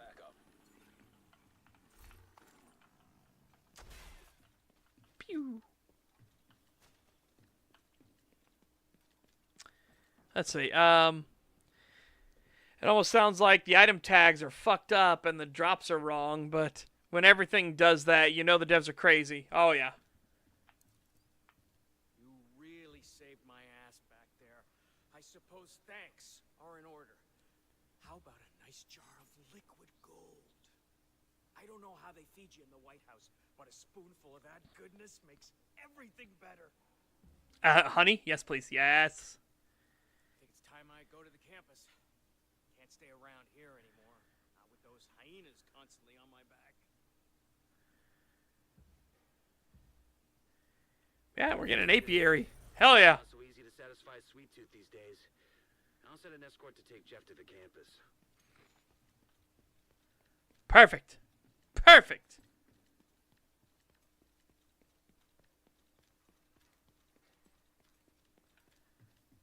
Yes. Now we're going to get beehives set up at the campus. Alrighty. Did somebody order the liquid gold? Only in this case, it's actually gold colored too. Ooh, that's a good one. Solid black's nice. And also, that's really fucking nice. Yeah. Hell yeah. Equip that bitch right now.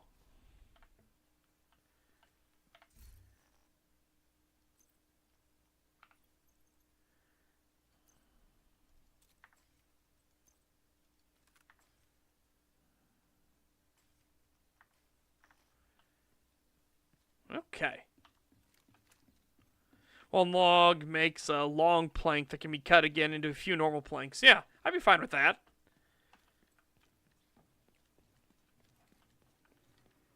But you need to have something, right? You just... I hate, like Rapar says, where you do multiple logs to make one plank, and it's just like...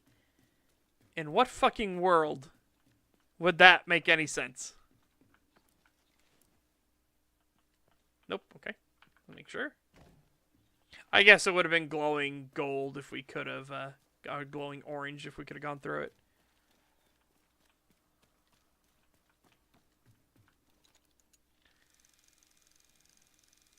Nah, honey. That was the whole thing. Is he was a beekeeper, and they're like, the beekeeper, Jeff the beekeeper is missing, so we wanted you to find him. It's like, okay, well, I'll look for him.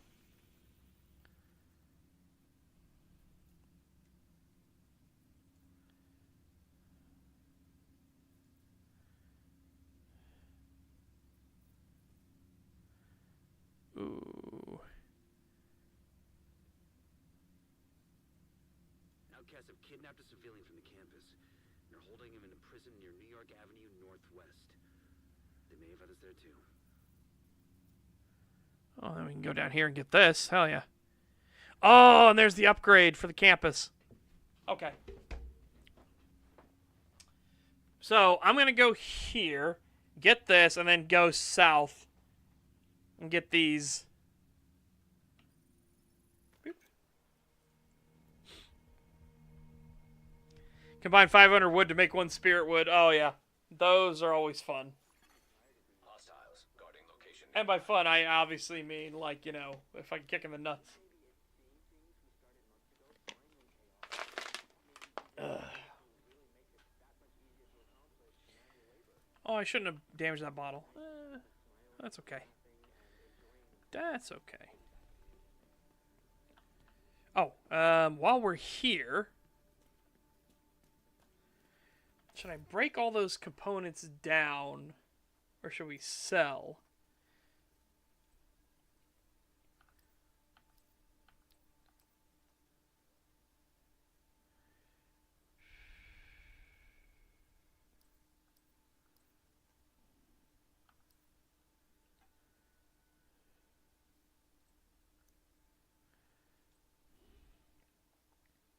Deconstruct. Okay, got some steel out of it. All right. That's fine. That's fine.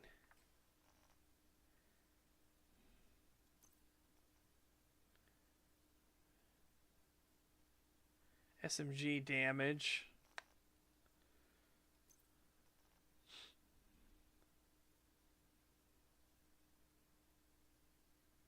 Oh, here we go. Here's the headshot damage. Let's compare the two side by side. Big increase in armor, increase in pistol damage. Weapon damage in general will be up quite heavily.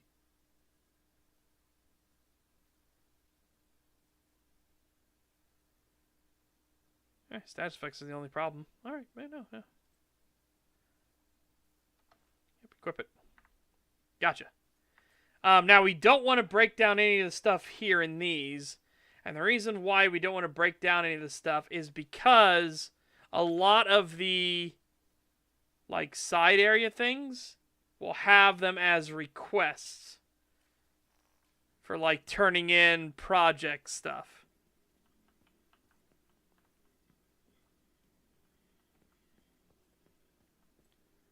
In fact, let me go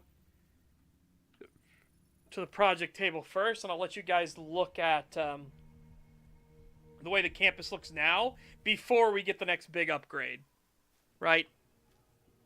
Which will change what the visual design of the campus looks like, right? See, we're starting to get some growing plantations here. Adding honey to our diets is going to make things Hell yeah. taste a lot better around here.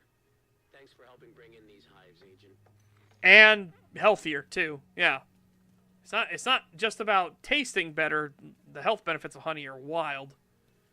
Yeah, so you can see, again, things are getting constructed, things are getting done.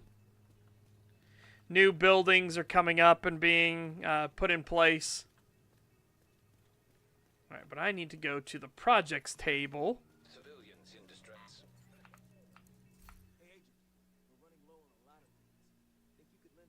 Yeah, donate gloves. So then we come in here and we just, you know, toss them a pair of gloves. Boom. Finished. Yeah.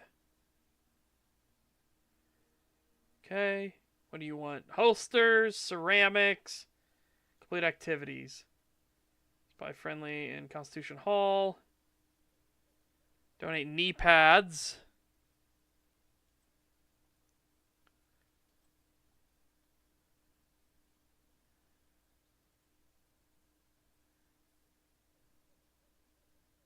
Well, that's for the Federal Triangle. Yeah, that's for the campus. That one's for Federal Triangle. This is for the theater. Donate chest armor.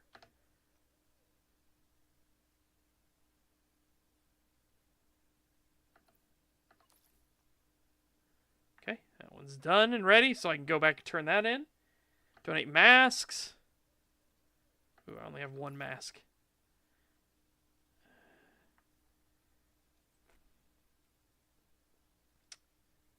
Oh, here we go. Polycarbonate. Donate gloves. Donate glove. Donate glove.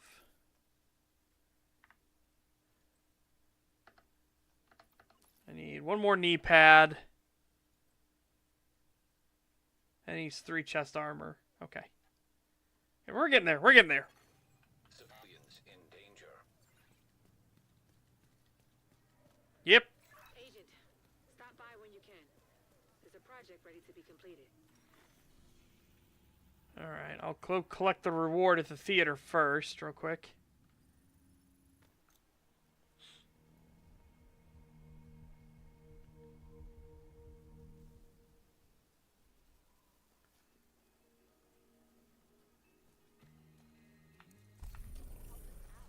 Whoa.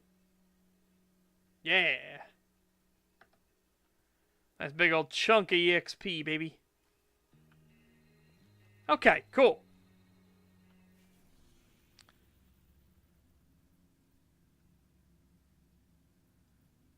Now, head. Outcasts have kidnapped a civilian from the campus. Okay. Well, probably have currency like copper, silver, gold, and so on, but everything costs at least a few gold, even bread and cheese. Oh, yeah, absolutely.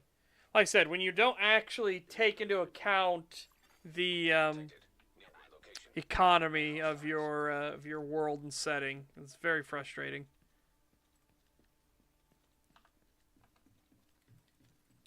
This whole thing of like, well, this costs, you know, a couple thousand gold. It's like, who in the fuck has a couple thousand gold?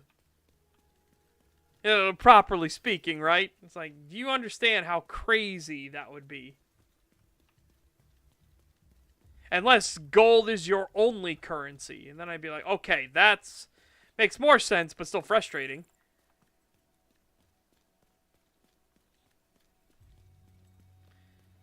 And that's the whole hyperinflation thing where it's like, ah, this costs 15,000 gold coins.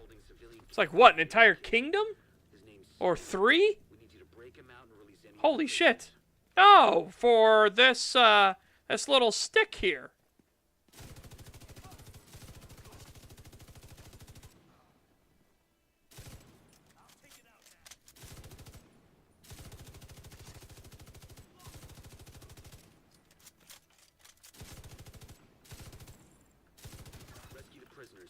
Someone must know where they're keeping Sam.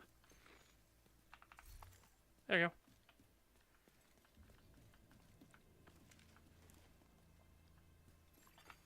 Electronic device detected.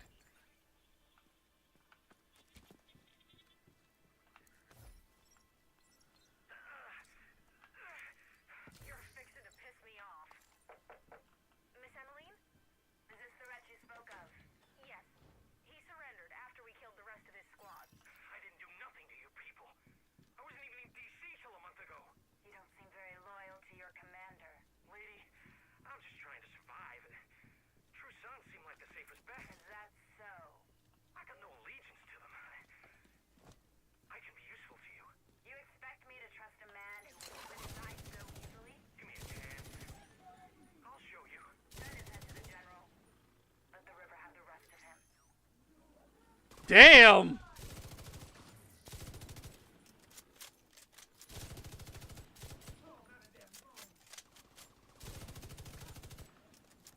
Imagine paying one man 100 gold daily. Yeah. But that's what happens when you only have the one currency. You know what I mean?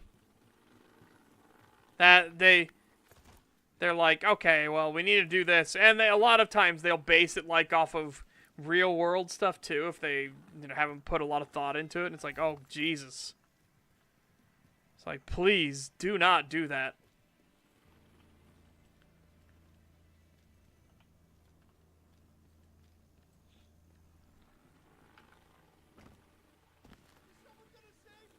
It's like, you gotta remember, you're carrying around coinage. That's some heavy fucking shit.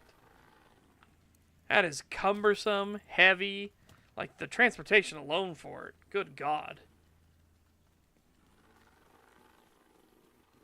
Okay. Thank you, Agent. I was starting to think this was it for us.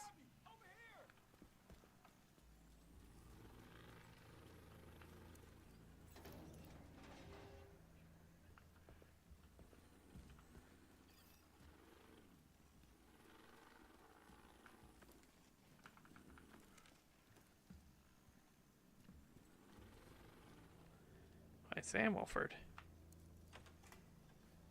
Yeah, you don't carry 1 million coins everywhere? Oh my God. Whoop, whoop.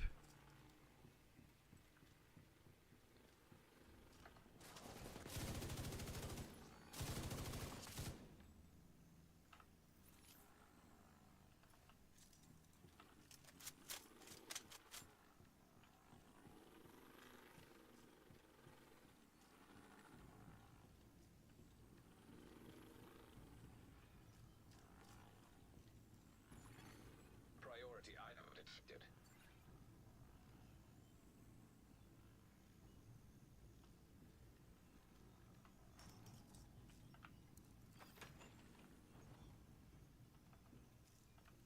Artifact. Thomas Jefferson's polygraph. Holy shit.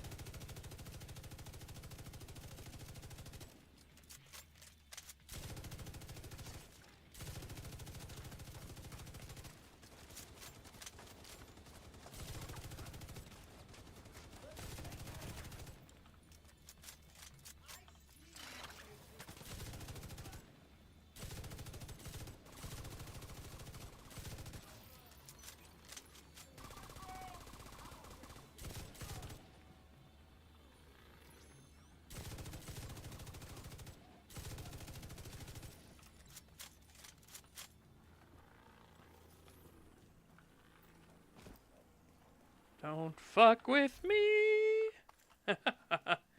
Having such a good time. Having a ball. Don't fuck with me.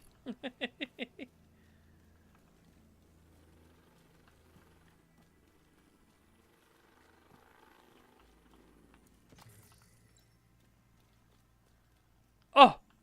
Oh!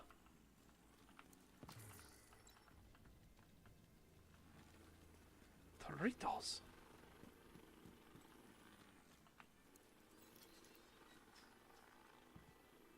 Had myself pegged as just another victim of this whole situation. Thanks for changing that narrative, bud. Yeah. You're welcome, buddy. There's bound to be more of these fuckers inbound. Find a position. Get your ass ready.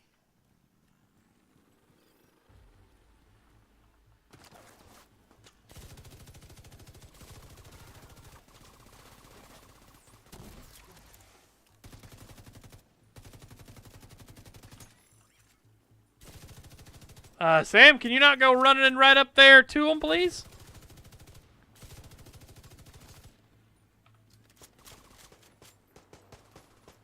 Oh! And then here we got a bunch of friends showing up.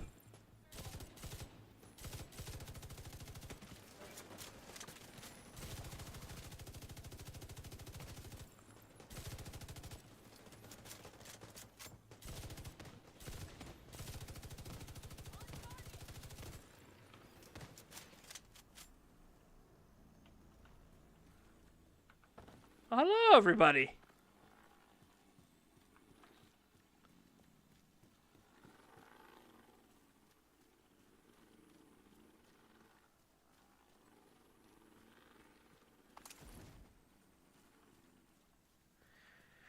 Those are fun. You actually have to deal with that kind of in Baldur's Gate 3, the coinage house boss fight. He has a bunch of coins that he literally uses currency for his weapons and for his armor and everything. I think we're good. Thank you, Agent. We'll send word to Henry and make sure these people make it back to the campus safely. Okay.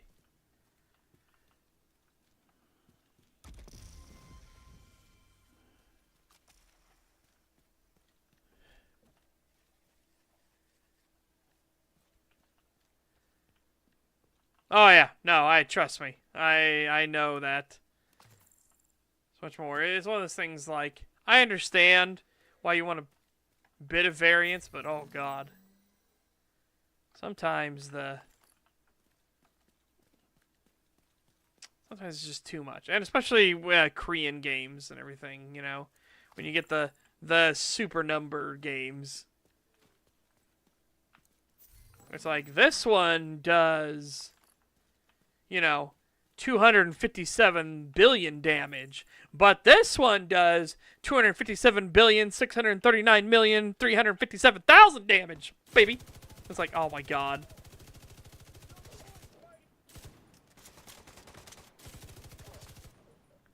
The fucking where the numbers are the porn. It's like, oh my god. It's like, why? Why do you do this?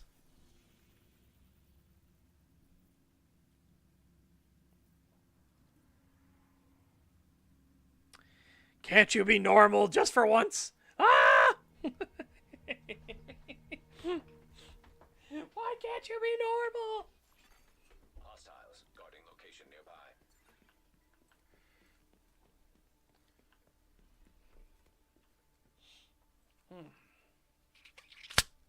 Oh!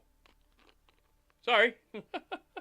That ice drink apparently was very, very carbonated.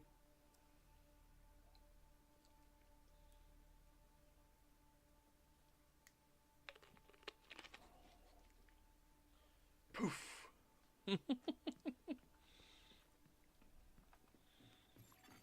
Portable device detected.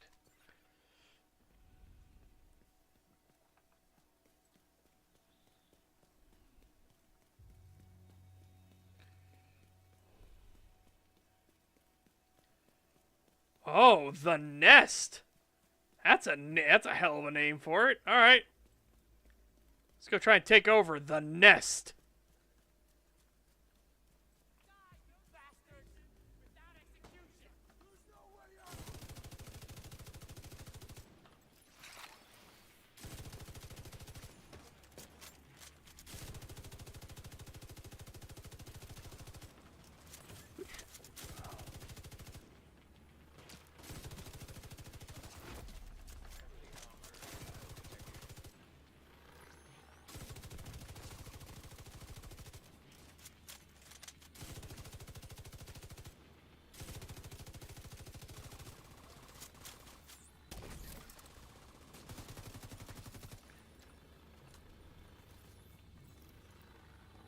Whoa.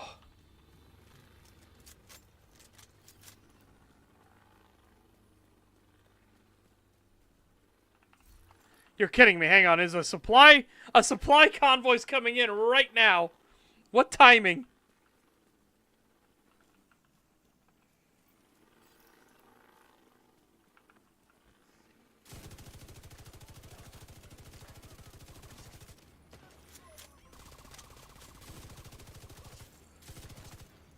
Incoming hostiles detected. Enemy drone.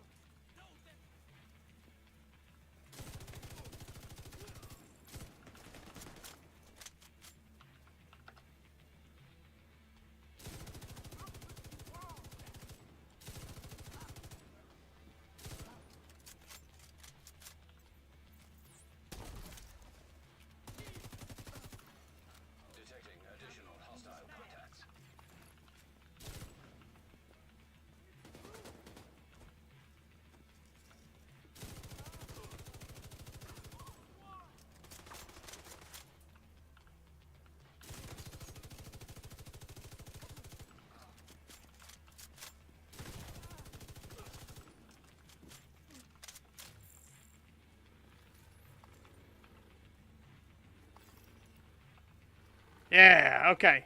Intercepted. Meanwhile, over here, I'm going to get on the big gun.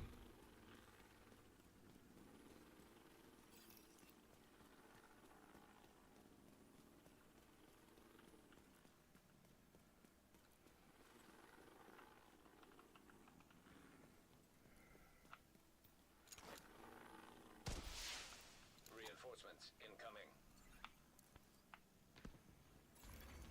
Incoming hostiles detected. Oh, motherfucker. No.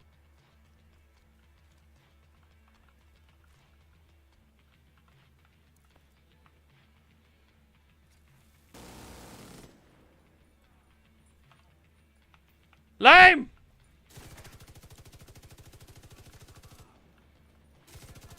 No, you set yourself on fire. Thank you. Heavily armored hostile detected.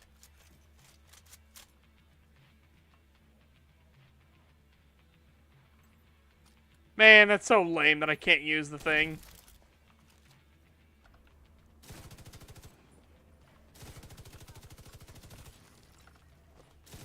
Oh, yes, please. I appreciate you, sir.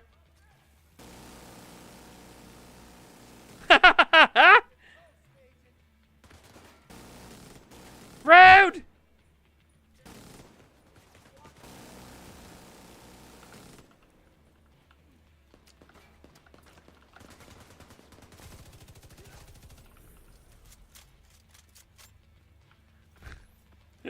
Ah!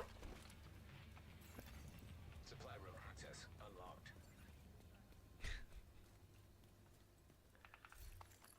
Of course, coming from an angle, I couldn't use the minigun for most of it, but still. At least we got some.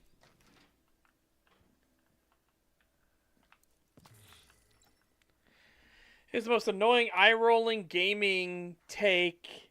For me, it's whenever someone says Resident Evil 5 is racist. That one's rough, but there is an element to it where it's like,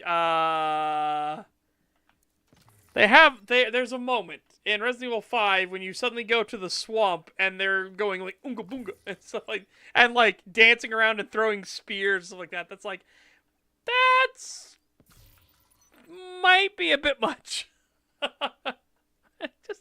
just a wee bit there.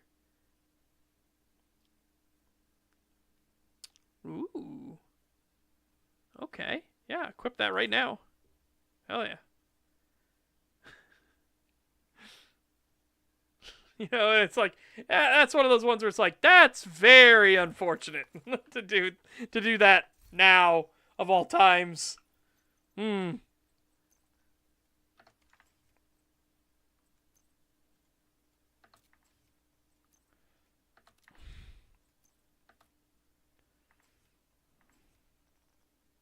Okay. Yeah. M249B, baby. All right. Squad automatic weapon online.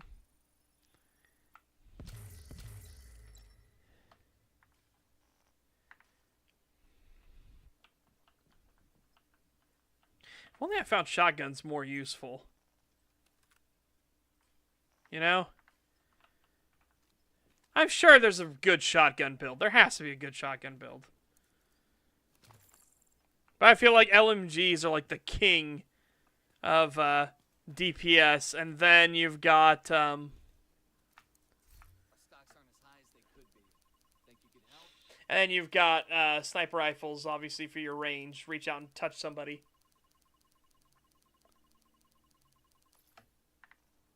Thanks to you, our stocks are really helping.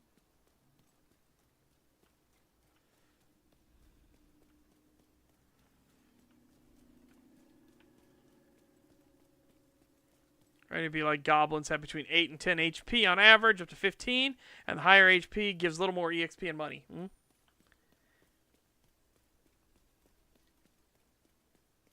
I am humming and hawing on like EXP systems because I'm trying to figure out how would I balance the Drakine in universe, right? Because players can play as the Drakine. right? So it's one of those, like, I originally had it to where EXP was a fixed rate. When you got 1,000 EXP, you leveled up. And then things would, based on what the DM has it, or the storyteller, or the archivist, whatever they have it, they need to adjust the scale of the EXP they give out themselves. And then the Drakine, they start off with better base stats on everything, and then they have like a little valley because they don't advance as quickly as everyone else, so they cost 1,500 EXP per level. But then if you play long enough, they start going from, they're really strong at the start, they start to taper off, and they become the weakest in the middle because everybody's getting their levels and everything. And then as time goes on and on and on, they get stronger, stronger, stronger, stronger, and they end up stronger than anyone else. Oh, Trash Panda! I saw you, Trash Panda! I saw you!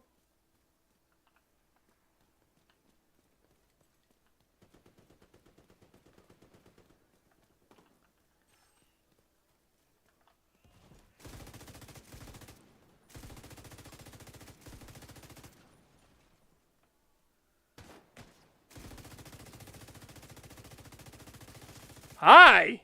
Random yellow elite name? What the fuck? Oh my god, who had all the weapons apparently on him.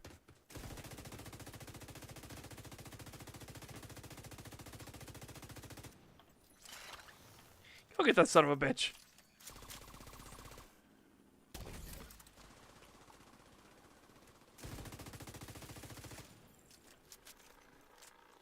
Look at this!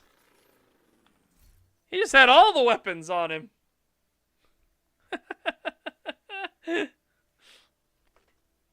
Like, did you ask for guns? I need you to bring me guns. I'm out in the field.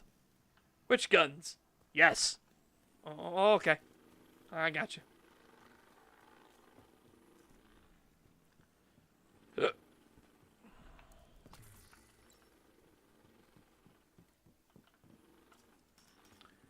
Yeah, and like I said, for RE5, I agree that the whole, like, it's not racist at all. But they did have a very unfortunate choice in the later part of the campaigns. As for my personal most eye-rolling thing, it has to be anybody that does. Fallout was about capitalism. It's like, it never was. That has been an invention of idiots. To the point where even now, Emil Pagliarillo had to come out and be like, oh no, I agree. It's never been about that, you know. It's like, you dumb fuck.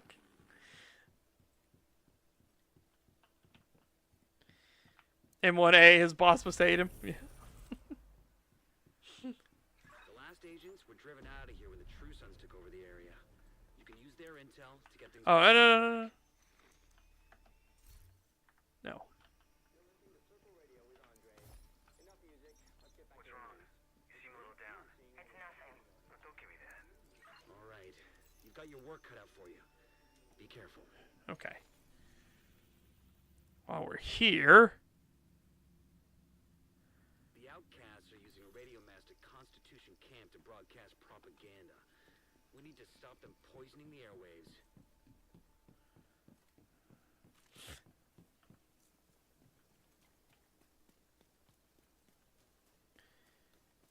Yeah, well, as you said, the show was a disastrous.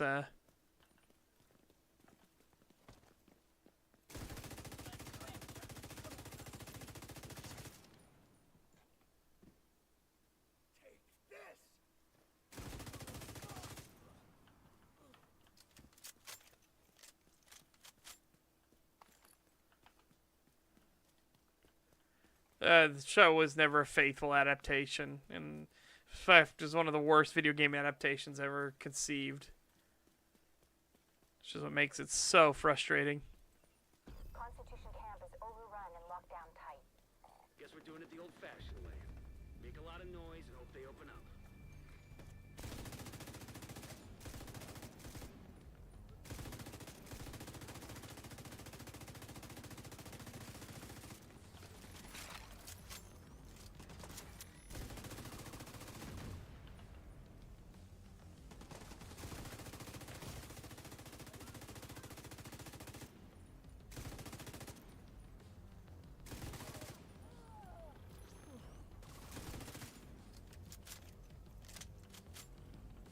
Oh boy.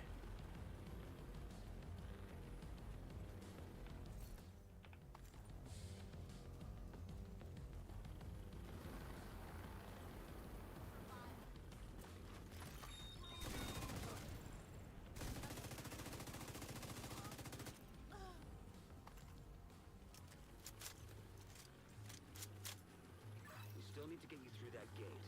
See if Isaac has any ideas. Explosives detected. Explosives detected. Okay. I see what you're putting down. Anybody got some wire cutters? That isn't remotely what Isaac said.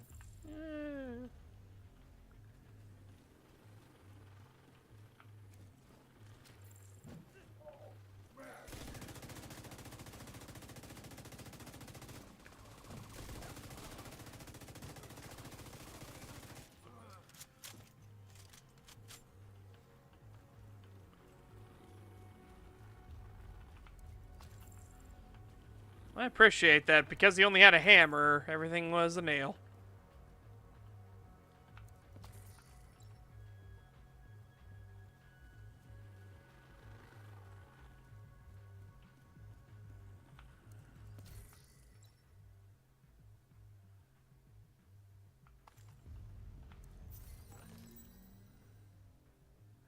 Ooh.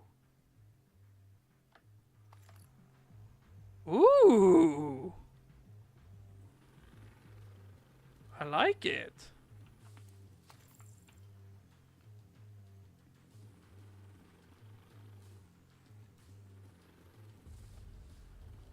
Oh, yeah.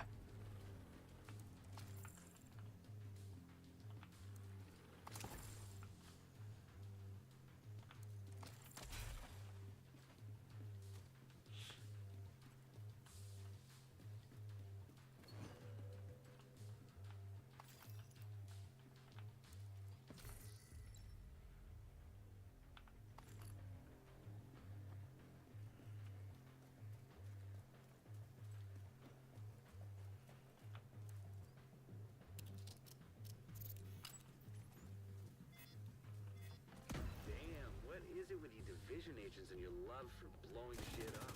Catharsis. Clear those assholes out.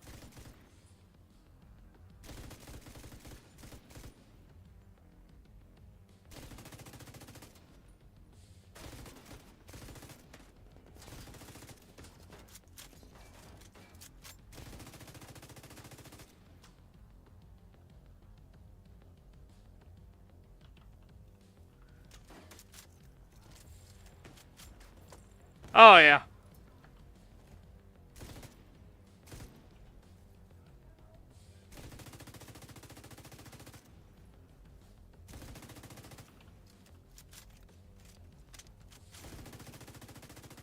Leave with the radio transmitter. That should cut off the connection.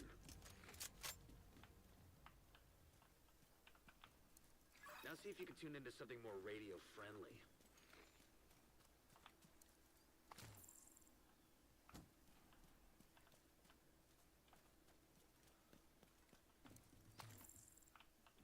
And I'm getting all the loot and gear and stuff that's sitting around.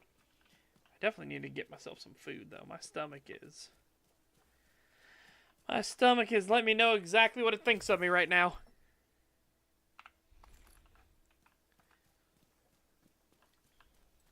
It's like, I'm hungry. Eat. Food. Get food now. Food good.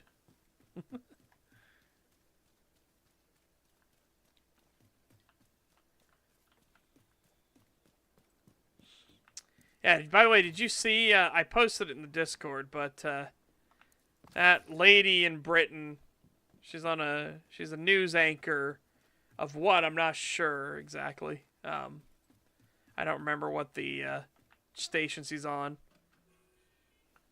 She's a news anchor, and she just goes off on the whole fucking woke ideology and agenda nonsense that's destroyed their country. How do you think Britain's going to react, by the way, that now that they've guaranteed losing 2% of their GDP? Congratulations, Kirstar. I mean, you just cost them, what was it, $20 billion? Oh, so he tried to take a petty swipe at Trump, and it blew up in his face.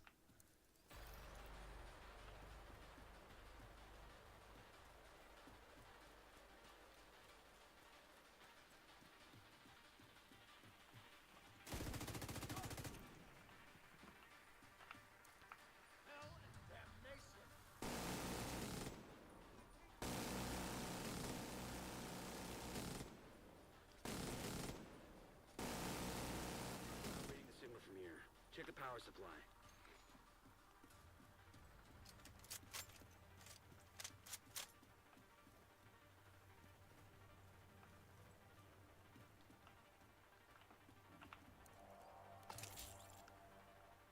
Had to remind you to go to sleep. Oh, yeah, no, it was... Still nothing. Maybe There's just so much stuff going on. And my sleep schedule's now fucked because of staying up for the Brand Herrera thing. Yeah, we are live. Reading that station loud and clear. Sorry, Agent, but it's not over yet. We have hostiles inbound on your position. Just hold out a little longer, Agent. The campus has sent reinforcements. Reinforcements are almost there, Agent.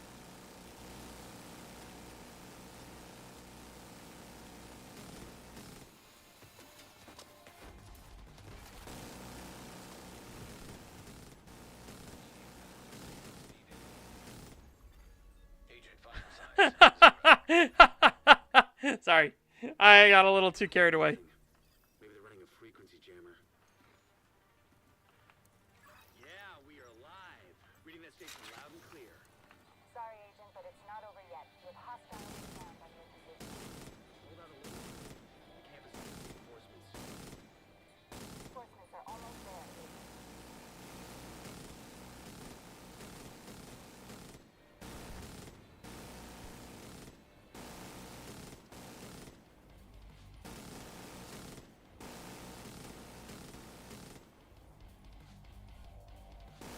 Oh, shit. Ah, hi.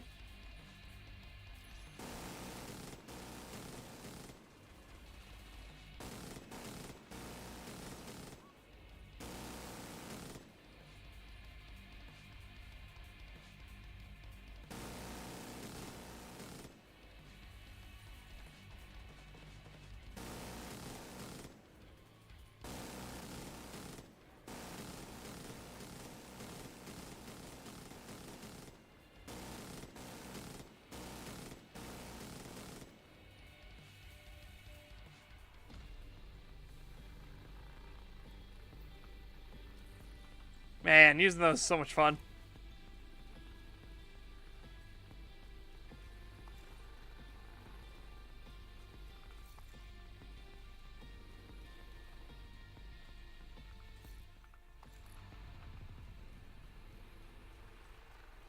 We'll take it from here. All right, guys? Secure the radio mast and take anything else we can salvage back to the campus. There's more gear here than we initially thought. Should be enough to set up a workshop. Sounds like they got it covered, Agent. Yeah, but there's a thing in here, right? Oh. Sad. Sadness. Sad.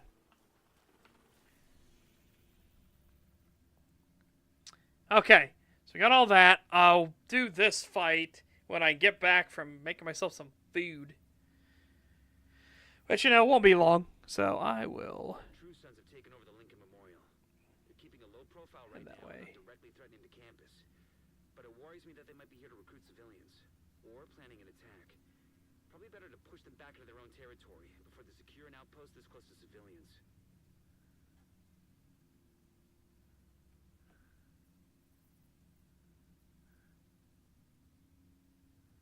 Okay. Yeah, I will be right back in a momento. Let me go get my food.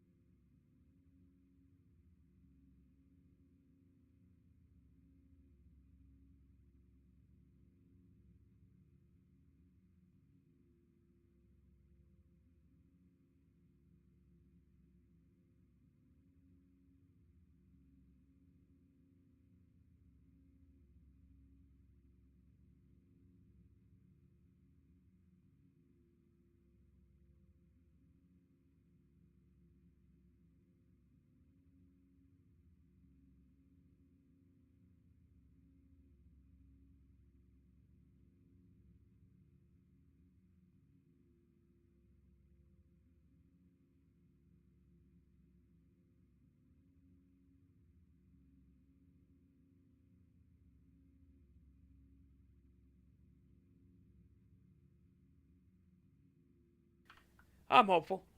I'm hopeful Brandon will win. Again, he won in the primary. Not enough to avoid runoff because again Texas is 50% plus one vote.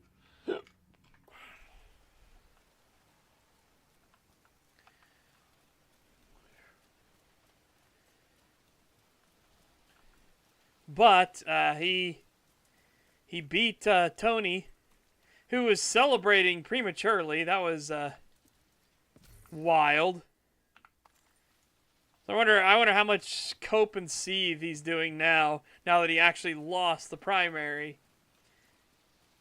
Because I love Brandon's video. Like, you're congratulating on not winning your primary? What? What are you doing?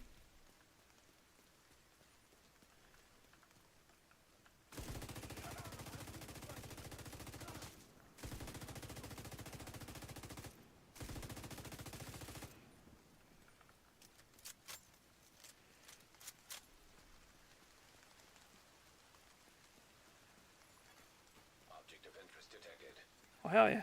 Abraham Lincoln's top hat. Hell yeah. Like that?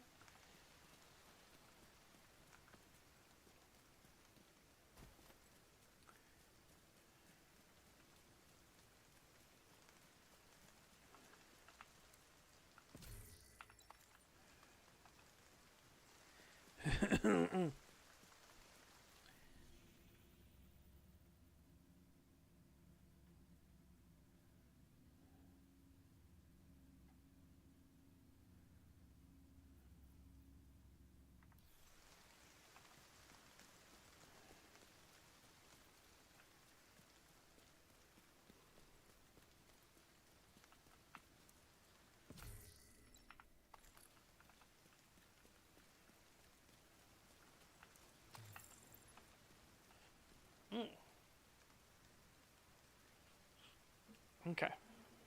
Yeah, I got some slices of pizza. Pizza. Whoa.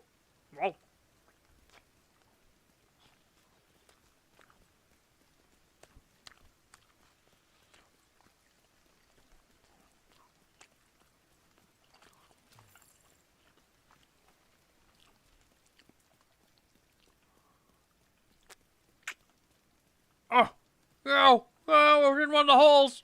No.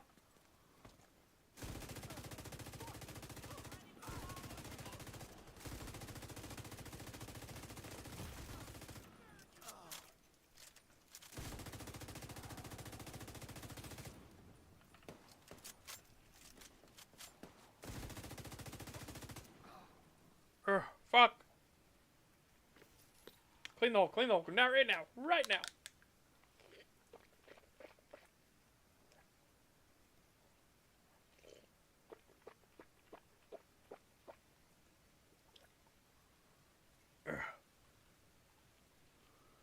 Oh, shit.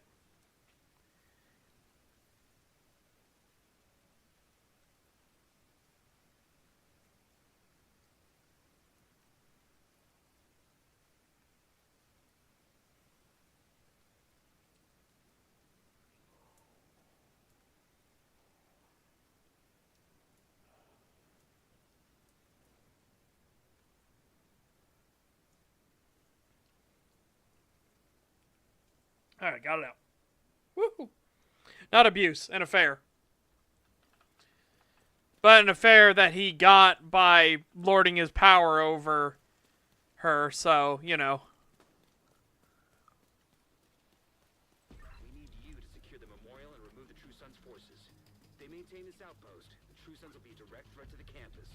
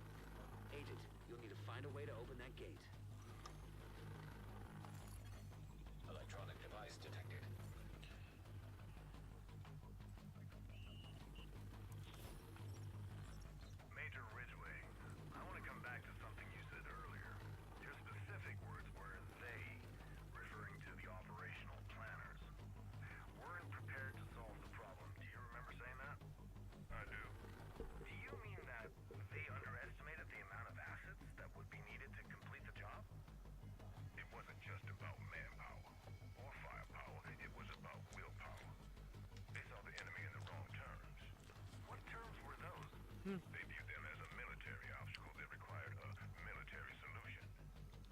As a belief. A mistaken belief that had to be disproven if we wanted our enemy to abandon it. It's not easy. It takes conviction, commitment, willpower.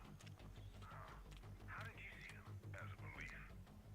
A mistaken belief that had to be disproven if we wanted our enemy to abandon it. Can you disprove a belief? It's not easy. It takes conviction, commitment, willpower. Well, that's fucked. Server restarting in an hour, by the way. I like how it played that twice.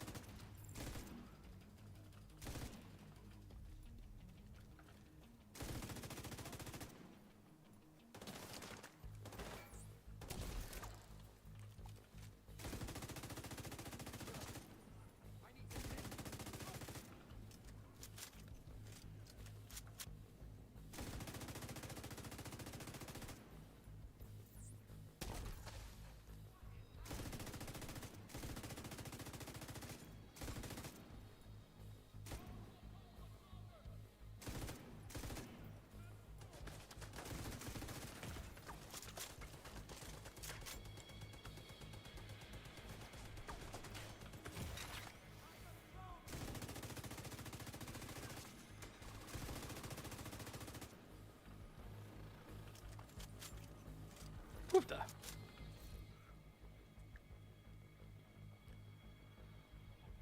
Oh, nice.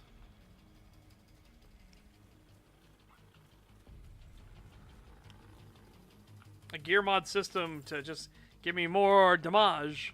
Hell yeah. Apparently the ethics committee has their report about him ready, but they couldn't release it because it was 60 days to a primary.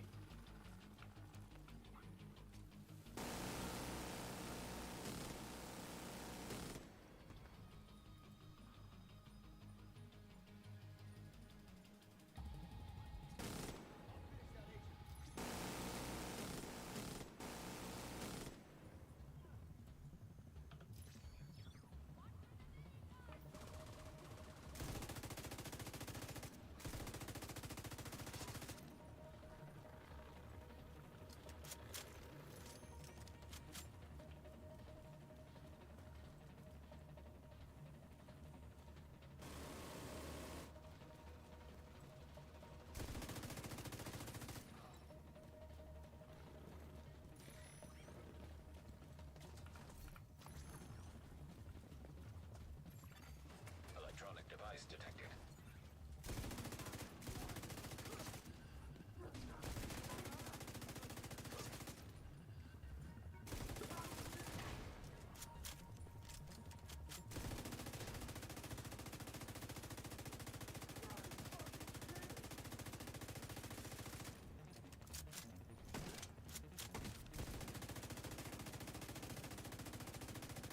All clear.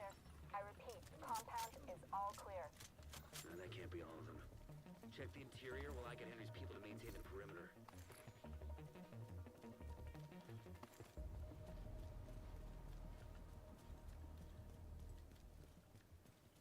Oofta.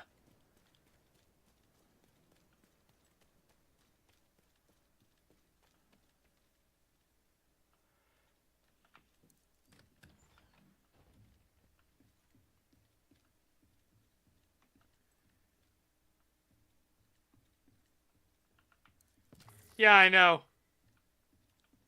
Like, the fact that it repeated itself was just, that was rough.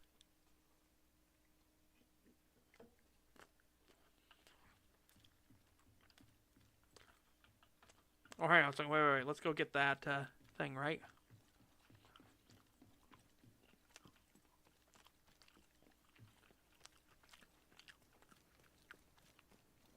Oh, nope, it's just the one underground. Okay. I thought there was one above ground, too.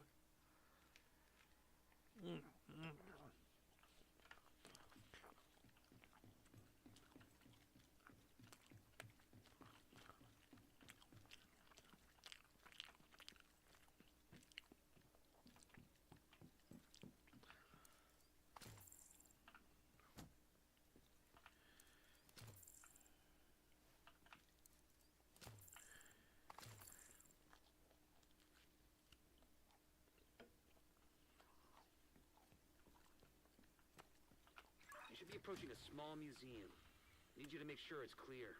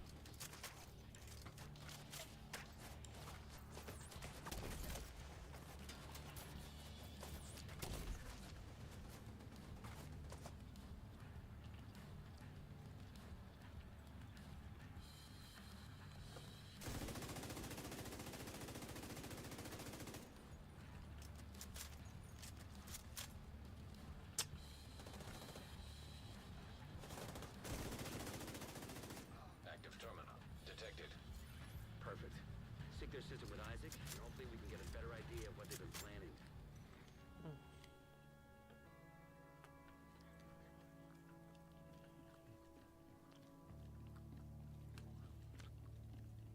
Whoa.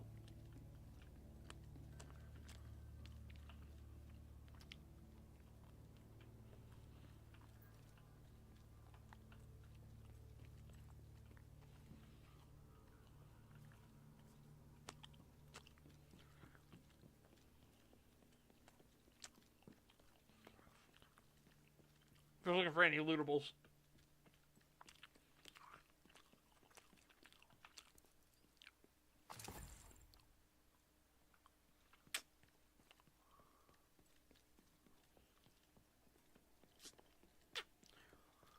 Damn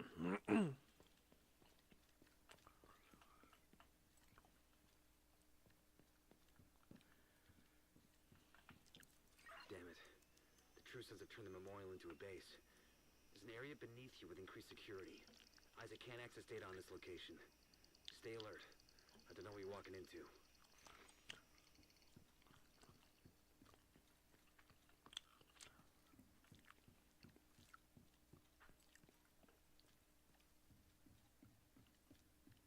Alpha, Charlie, kill them fuckers. Bravo, get the rest of those mortar rounds into the tunnel. Oh, great. The mortars. The fucking biological warfare mortars.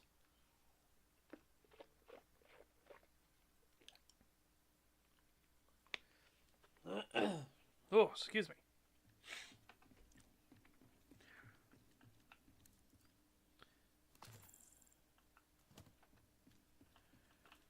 Huh? Oh, oh. Oh. Oh, how do?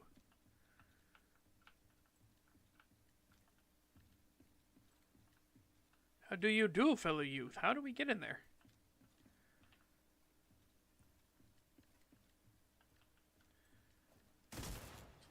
Hey! I didn't know if that would actually work.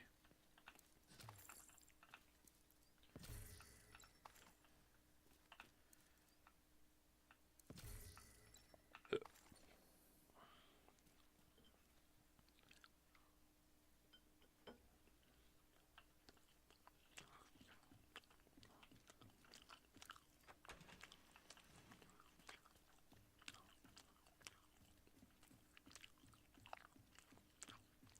hear that?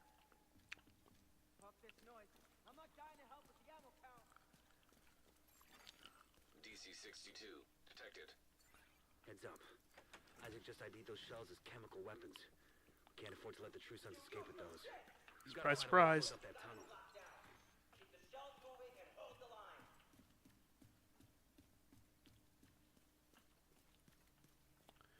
surprise, surprise! You're using biological warfare. Who would have guessed? Or I guess chemical warfare, but still. Hmm.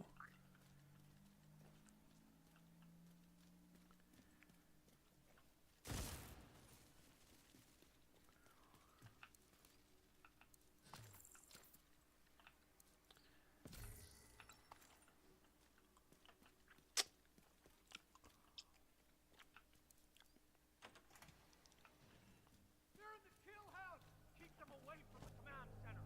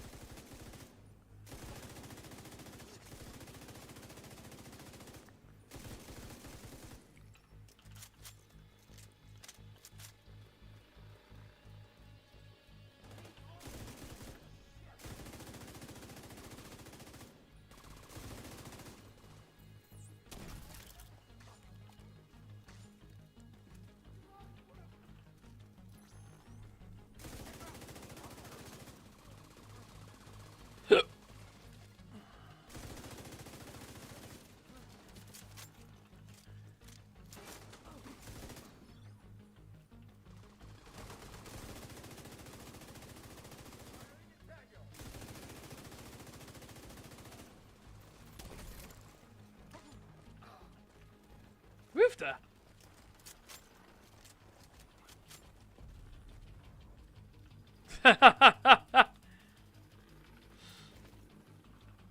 I suppose they do.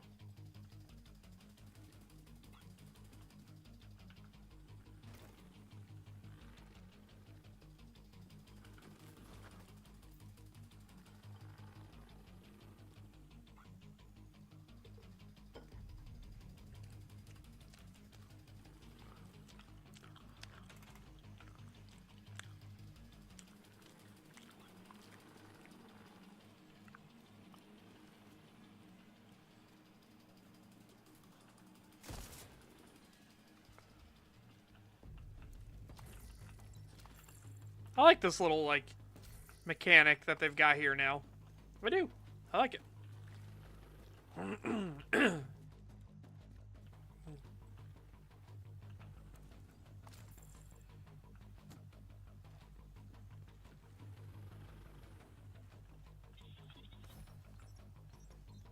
you able to recover the Master Sergeant's body?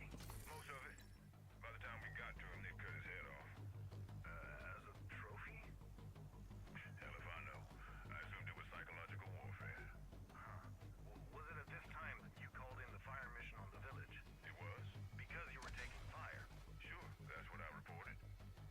You lied? I said what was necessary. We had to bring the hammer down fast. Weren't you concerned about collateral damage? I was hoping for it. Yep.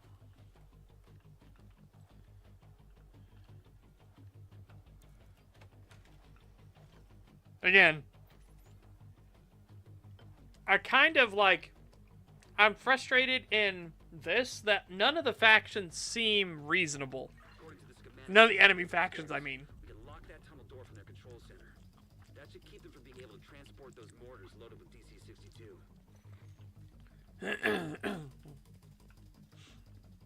They all seem like cartoonishly evil.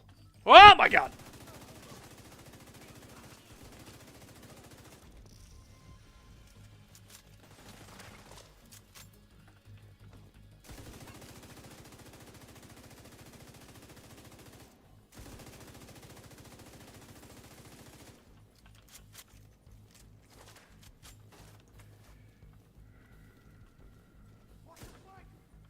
All healed up.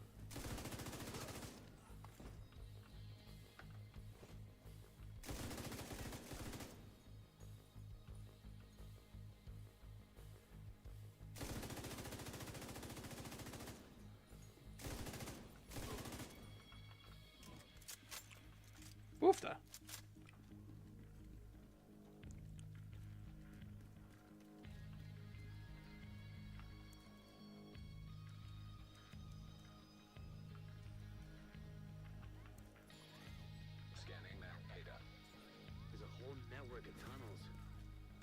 Kelsoline. Have you seen this? No, I haven't. But it explains how they've been moving DC-62 around the city. That should keep them from getting more of those mortars.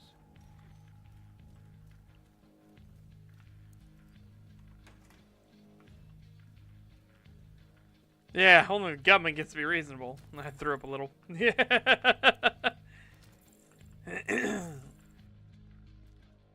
Understandable.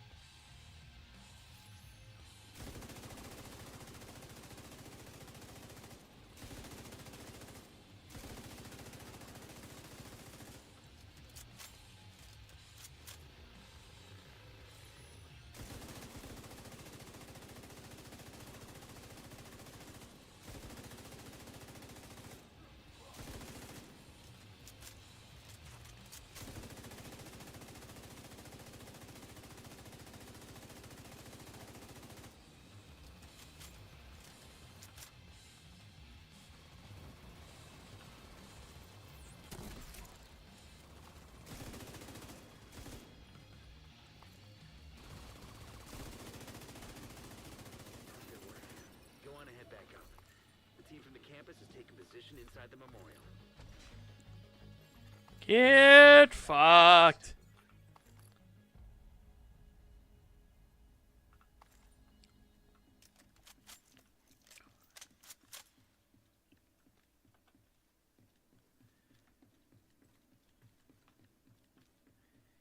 He got smoked.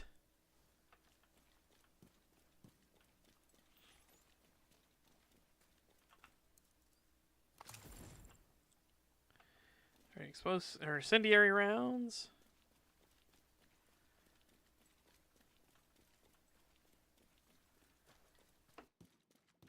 Just checking around everywhere real quick.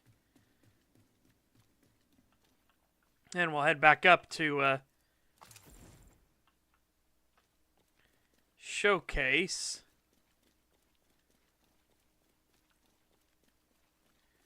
What the bases look like when they upgrade. If you hadn't stopped them, I know they would have used those weapons on us, and we would have ended up like Castle. I can't tell you how relieved I am to have you on our side. Thank you. Today, we dealt a great blow to the True Sons infrastructure. We confiscated a massive cache of chemical weapons and eliminated a stronghold near the campus. You should be proud. You saved a lot of lives today. Alright. Now, so you guys will get to see what the campus looks like once you upgrade places.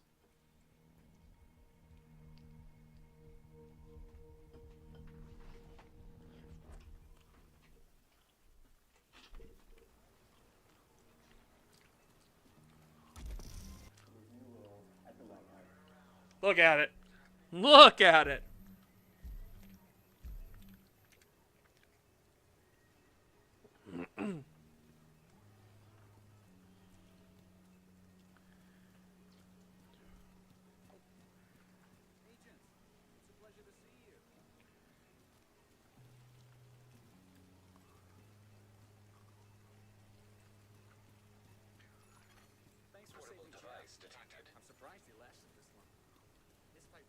To be sustainable, we need to have energy.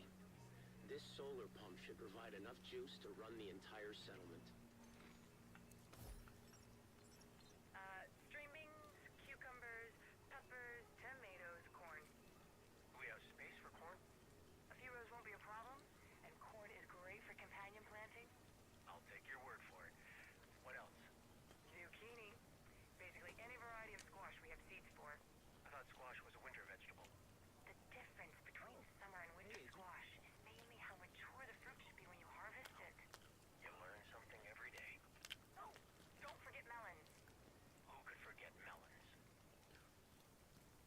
It's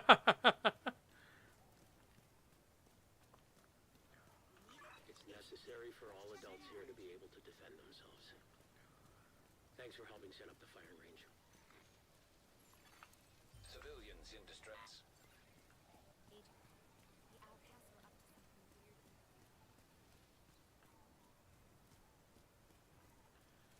Hmm. Well, they do mention that, again, DC is built on a swamp, so they're trying their best to handle, like, swamp builds. Why do bullets have to hurt so bad? What? I don't know if you heard. What? Constitution camp got overrun. A lot of good doctors there trying to keep. Luckily, the campus took me in. The others were gone.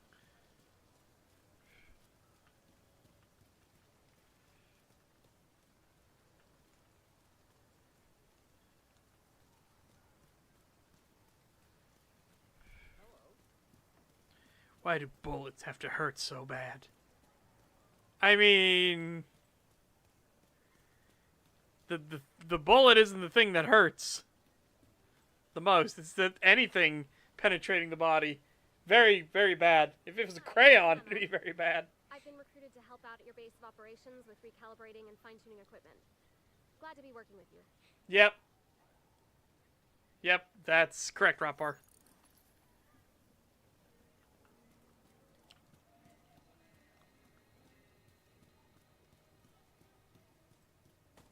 We've got a bunch of talented musicians here who have volunteered to organize concerts. And that ought to help cheer people up.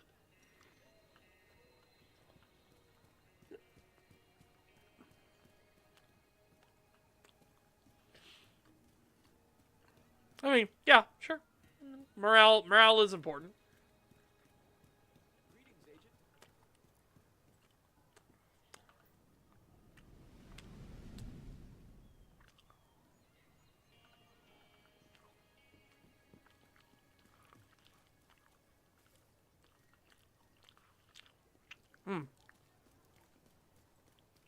With this equipment, our construction projects will go a heck of a lot faster. Thanks for finding it, Agent. Civilians in danger. Running low on supplies and could use some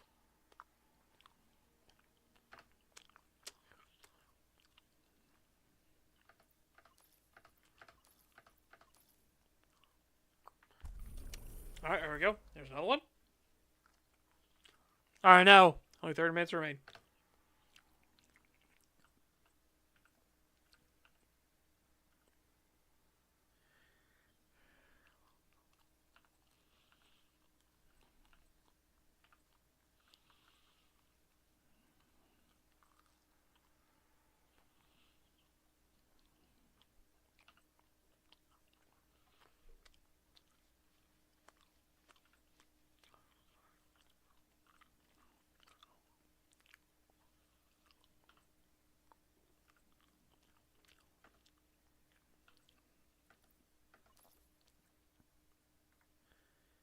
Okay, theater's ready to go.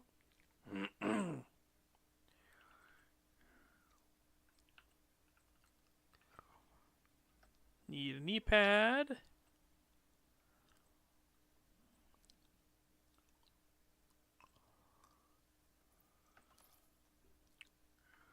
Okay, there we go. 2 more projects for the theater are ready.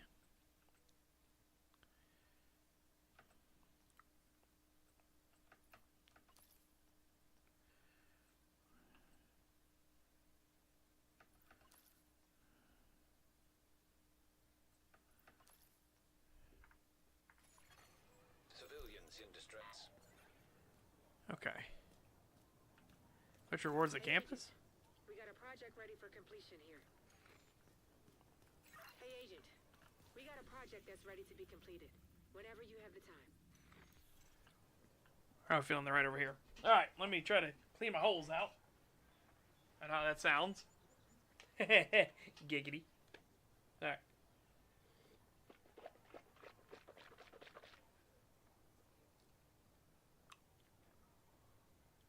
Alright, got him. Nice.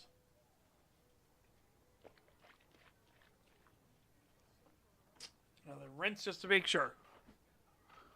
We've never stopped improving our clinic. I'd say what we've got is pretty good.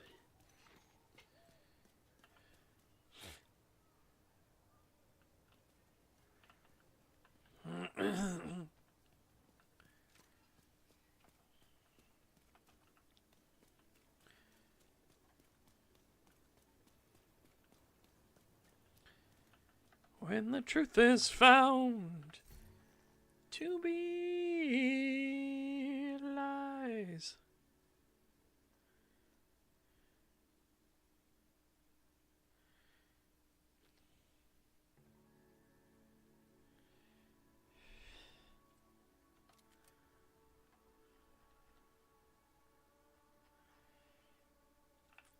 Okay. Oh, there's nothing. Okay, alright, well. Critical damage. Stability.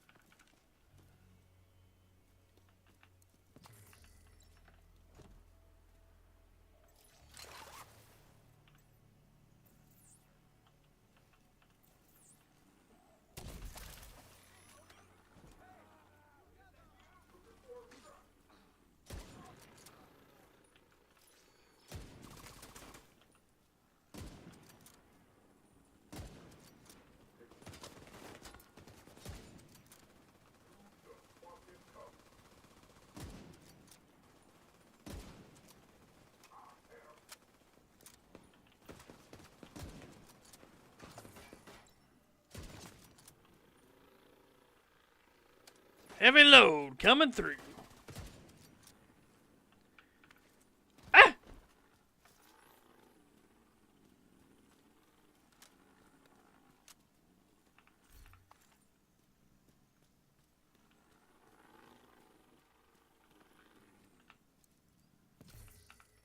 When the truth is found. Yeah, good use of paint. Yeah. Alright, I'm trying to find the civilians in danger thing, because that will, like, complete one of our things. So it's either, it's one of these, right? It's one of these that's directly around it. Try over here.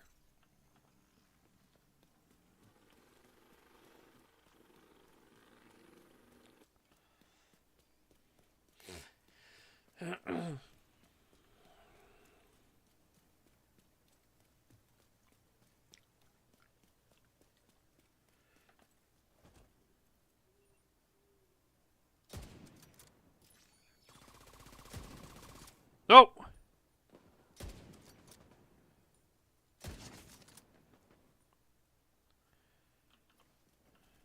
I don't even need to fight these guys. It's just fun to plunk plunk at them. All right, let's go. Okay, I don't got a lot of time.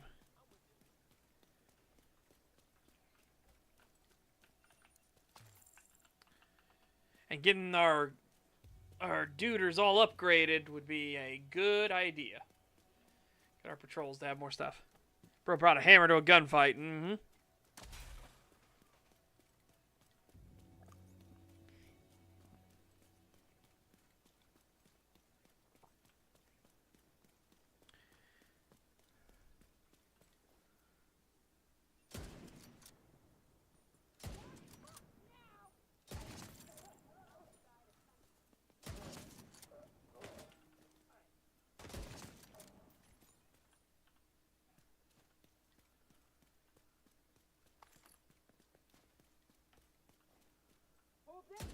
Oh, fuck. I overcorrected. Oh, that didn't count as a headshot.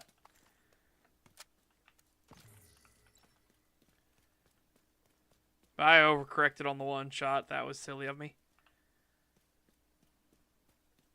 I should have just let her walk right into it.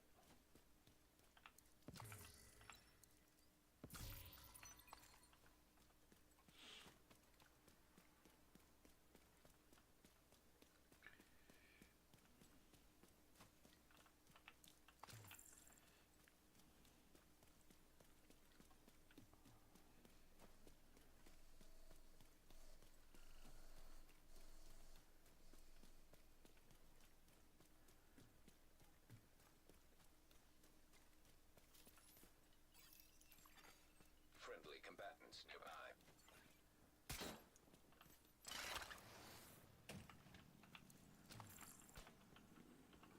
I didn't want to spook the enemy into doing anything.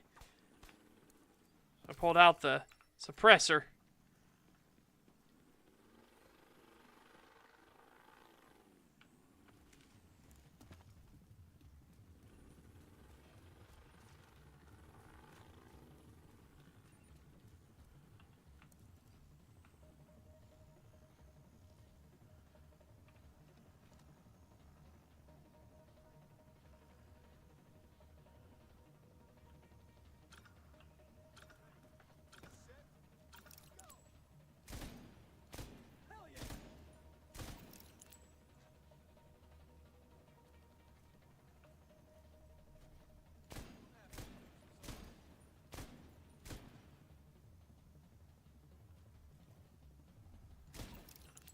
I saw it there.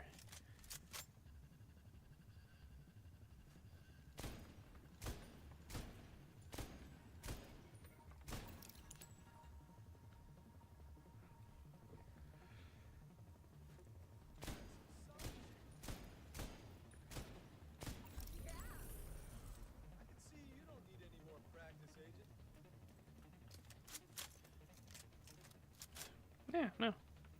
Okay, well, that was a fun little side game.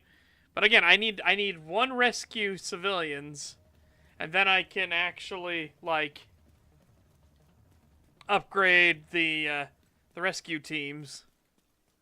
So that's what I'm trying to find.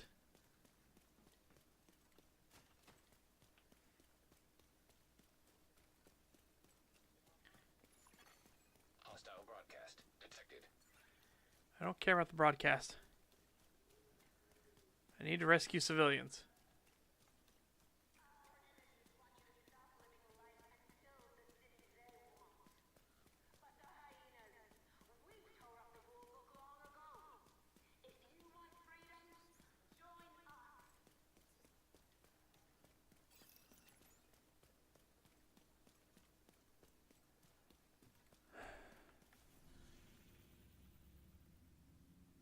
Oh, it's territory control. Fuck. Well, where in the fuck are the civilians that it keeps warning me? Civilians in danger.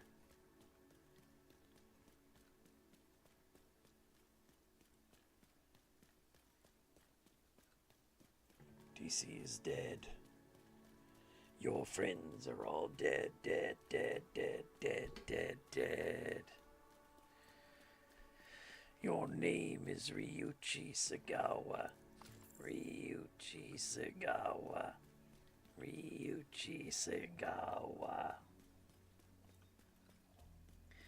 Ryuichi Sagawa, you have no power. This is just a park, a pile of sod and shrubs. Amaterasu is something you ate, or something you smoked, or a hard black tumor in your soft brain, in your brain, in your brain.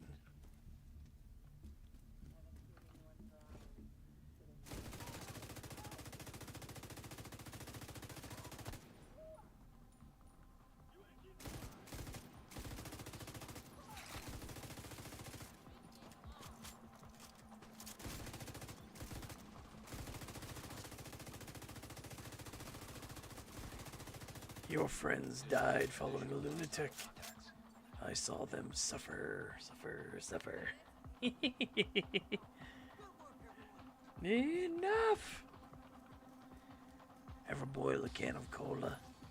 Ever see what tries to crawl out of the saucepan?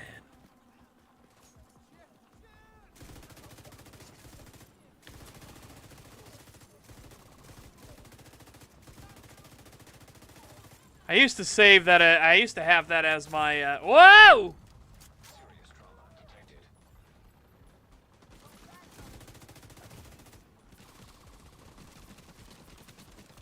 I used to have that as like my forum tag for a long time, forum signature.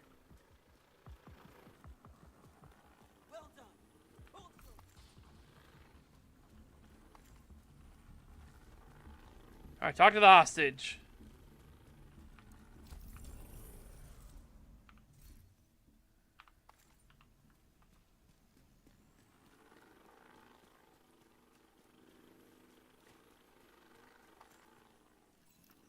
Oh, what's in here?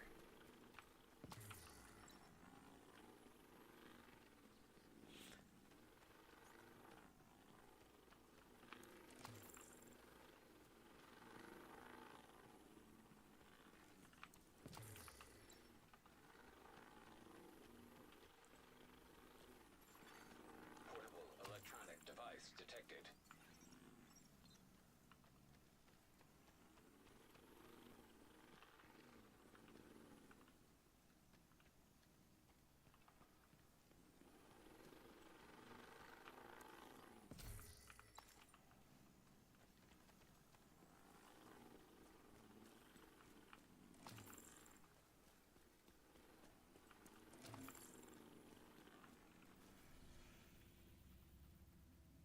Oh, time limit on it. Fine. I'll go hunt this fucking hyena real quick. Civilians in danger.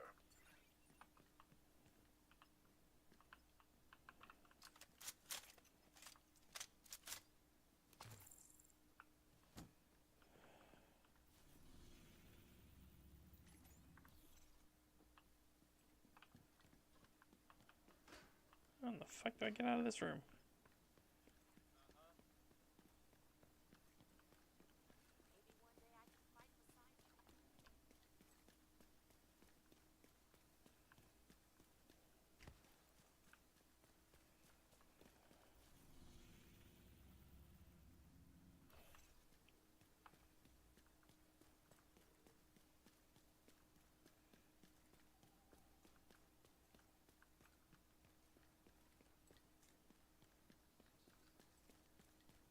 Find a way inside the building.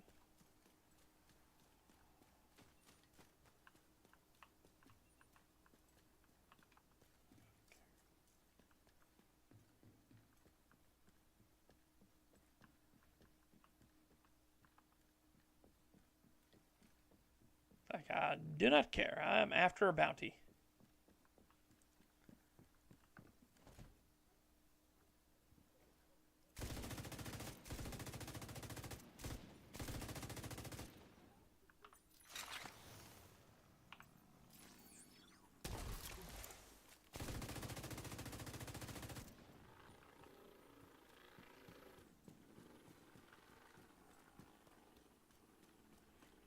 Come on, come on.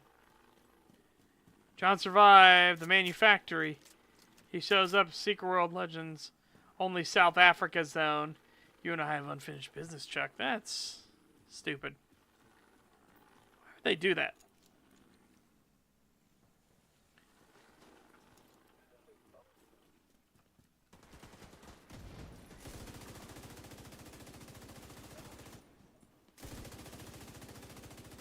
That's the target agent.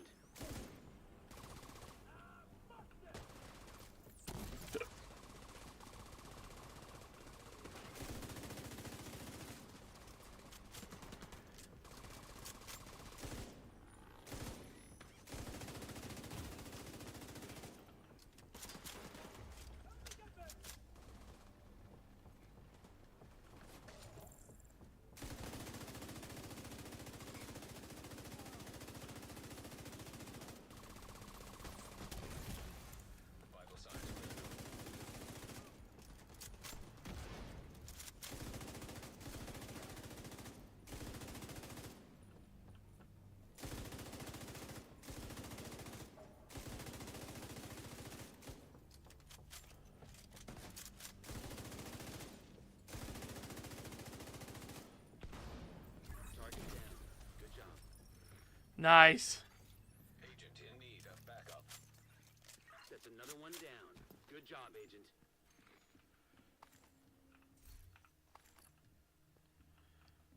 Okay.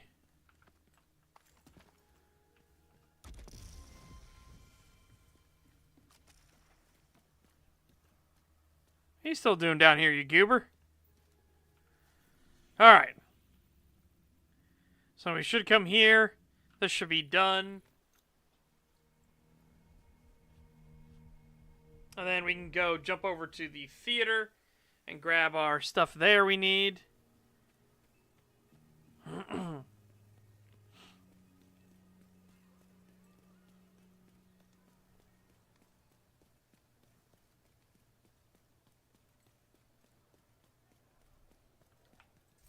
Agent. Our supplies are really starting to run low. What? Okay. Don't know where hostage rescue is then. Got it. Alright, so jump over to the theater instead. Clearly they have more respect for me.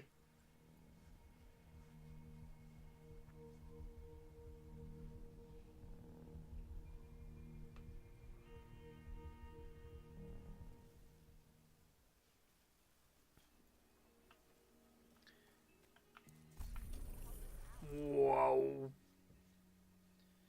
Yeah, look at that.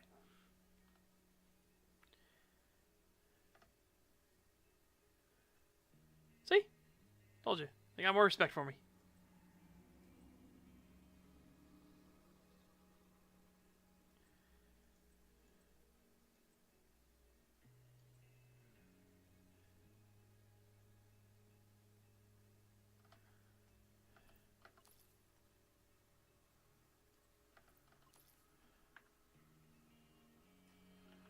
I need more chest stuff. Looking for something specific? You don't have any. Shit. Plus 0%. That's what a great bonus. I'd pay for that. Thanks for business.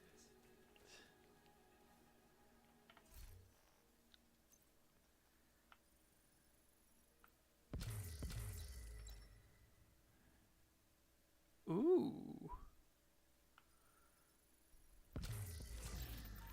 Ooh. Okay. Oh, shit. Oh, look at that. Almost double. Less fire rate, but that's a big old chunky damage increase for sure.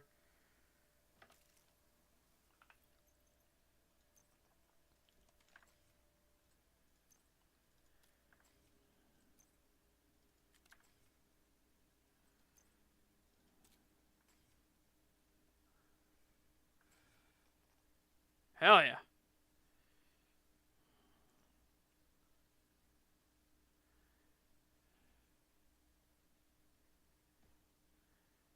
I should start selling off all this stuff we got.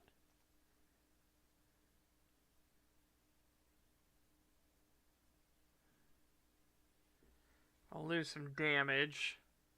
Gain armor.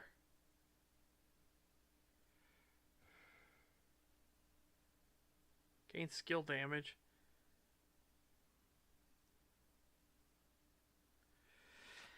We lose braced on it. That's unfortunate.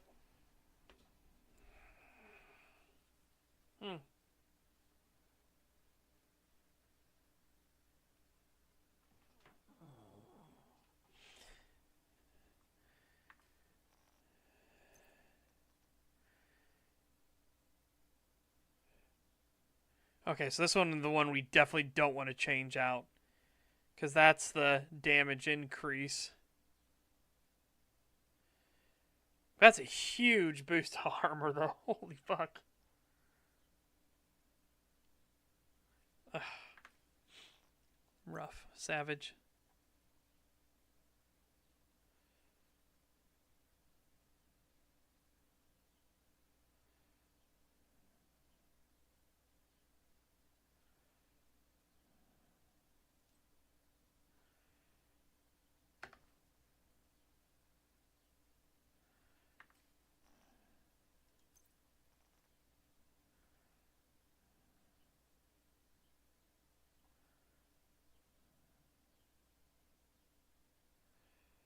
Lose a little bit of damage, but it's a big increase in armor. And it's an increase in health. I shouldn't say big, it's 500. Right, so still.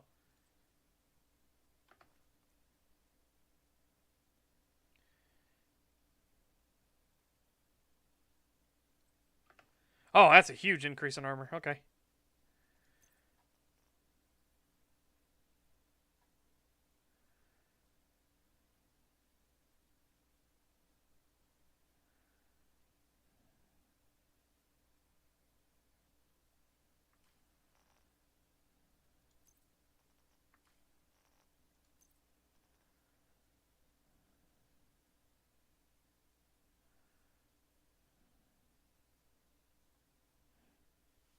Just regens our armor faster. Okay. Yep. Put you on.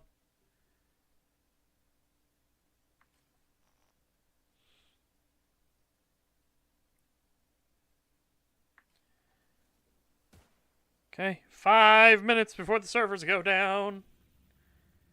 Jump over to the White House.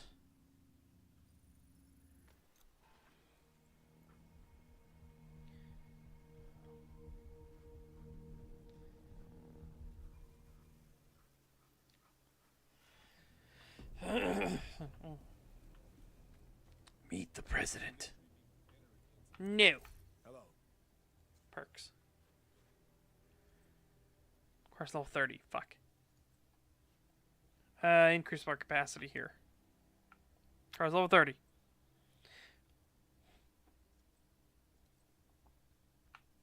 Course level 30.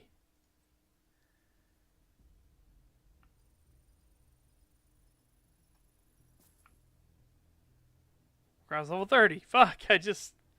Everything requires level 30. Bastard bitches. Bastard bitch. Alright, fine. Is there, one of these I want to try?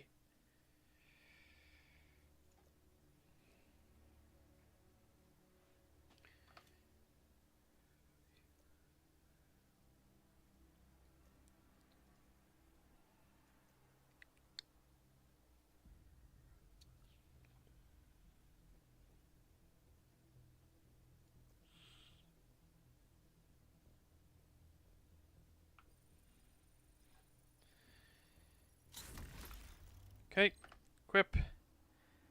Instead of you, we'll equip you. Okay. Goodbye. Tinkering's over. No, sorry, that's barbershop.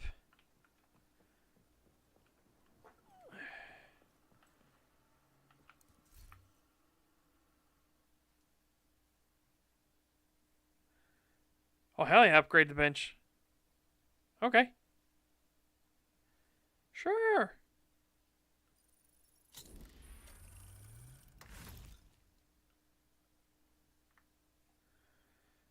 Okay, now we make purples. Hell yeah.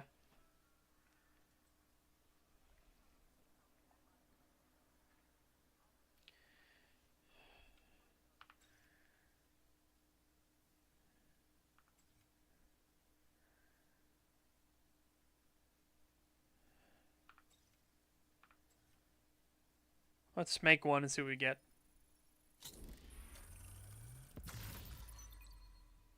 Ooh.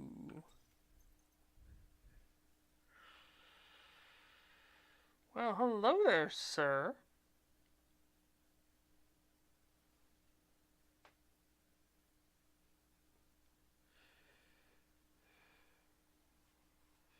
We lose some armor, we gain a bunch of damage. And headshot damage especially. Alright. Yeah, neat. Oh, and,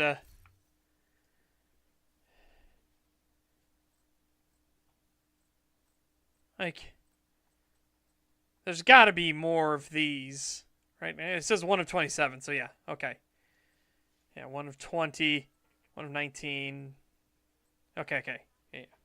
Good. Good. I was gonna be very upset. No! Goodbye! That's not hello time, it's goodbye time. Hi there. Great to see you again. Remember, if you need equipment fine-tuned or recalibrated, that's what I'm here for. Oh, okay. Anyways, chat, I want to say thank you so much for tuning in. It's been greatly appreciated. Hope you guys take care. Have a fantastic day. Stay safe and healthy. Get fit, get ripped. And I will see you here on tomorrow. And then Saturday, I don't know what movie we're going to do yet. I think it's just going to be a surprise. That should be fun. Mm-hmm. Yeah. Bye-bye for now, everyone. I appreciate you all being here.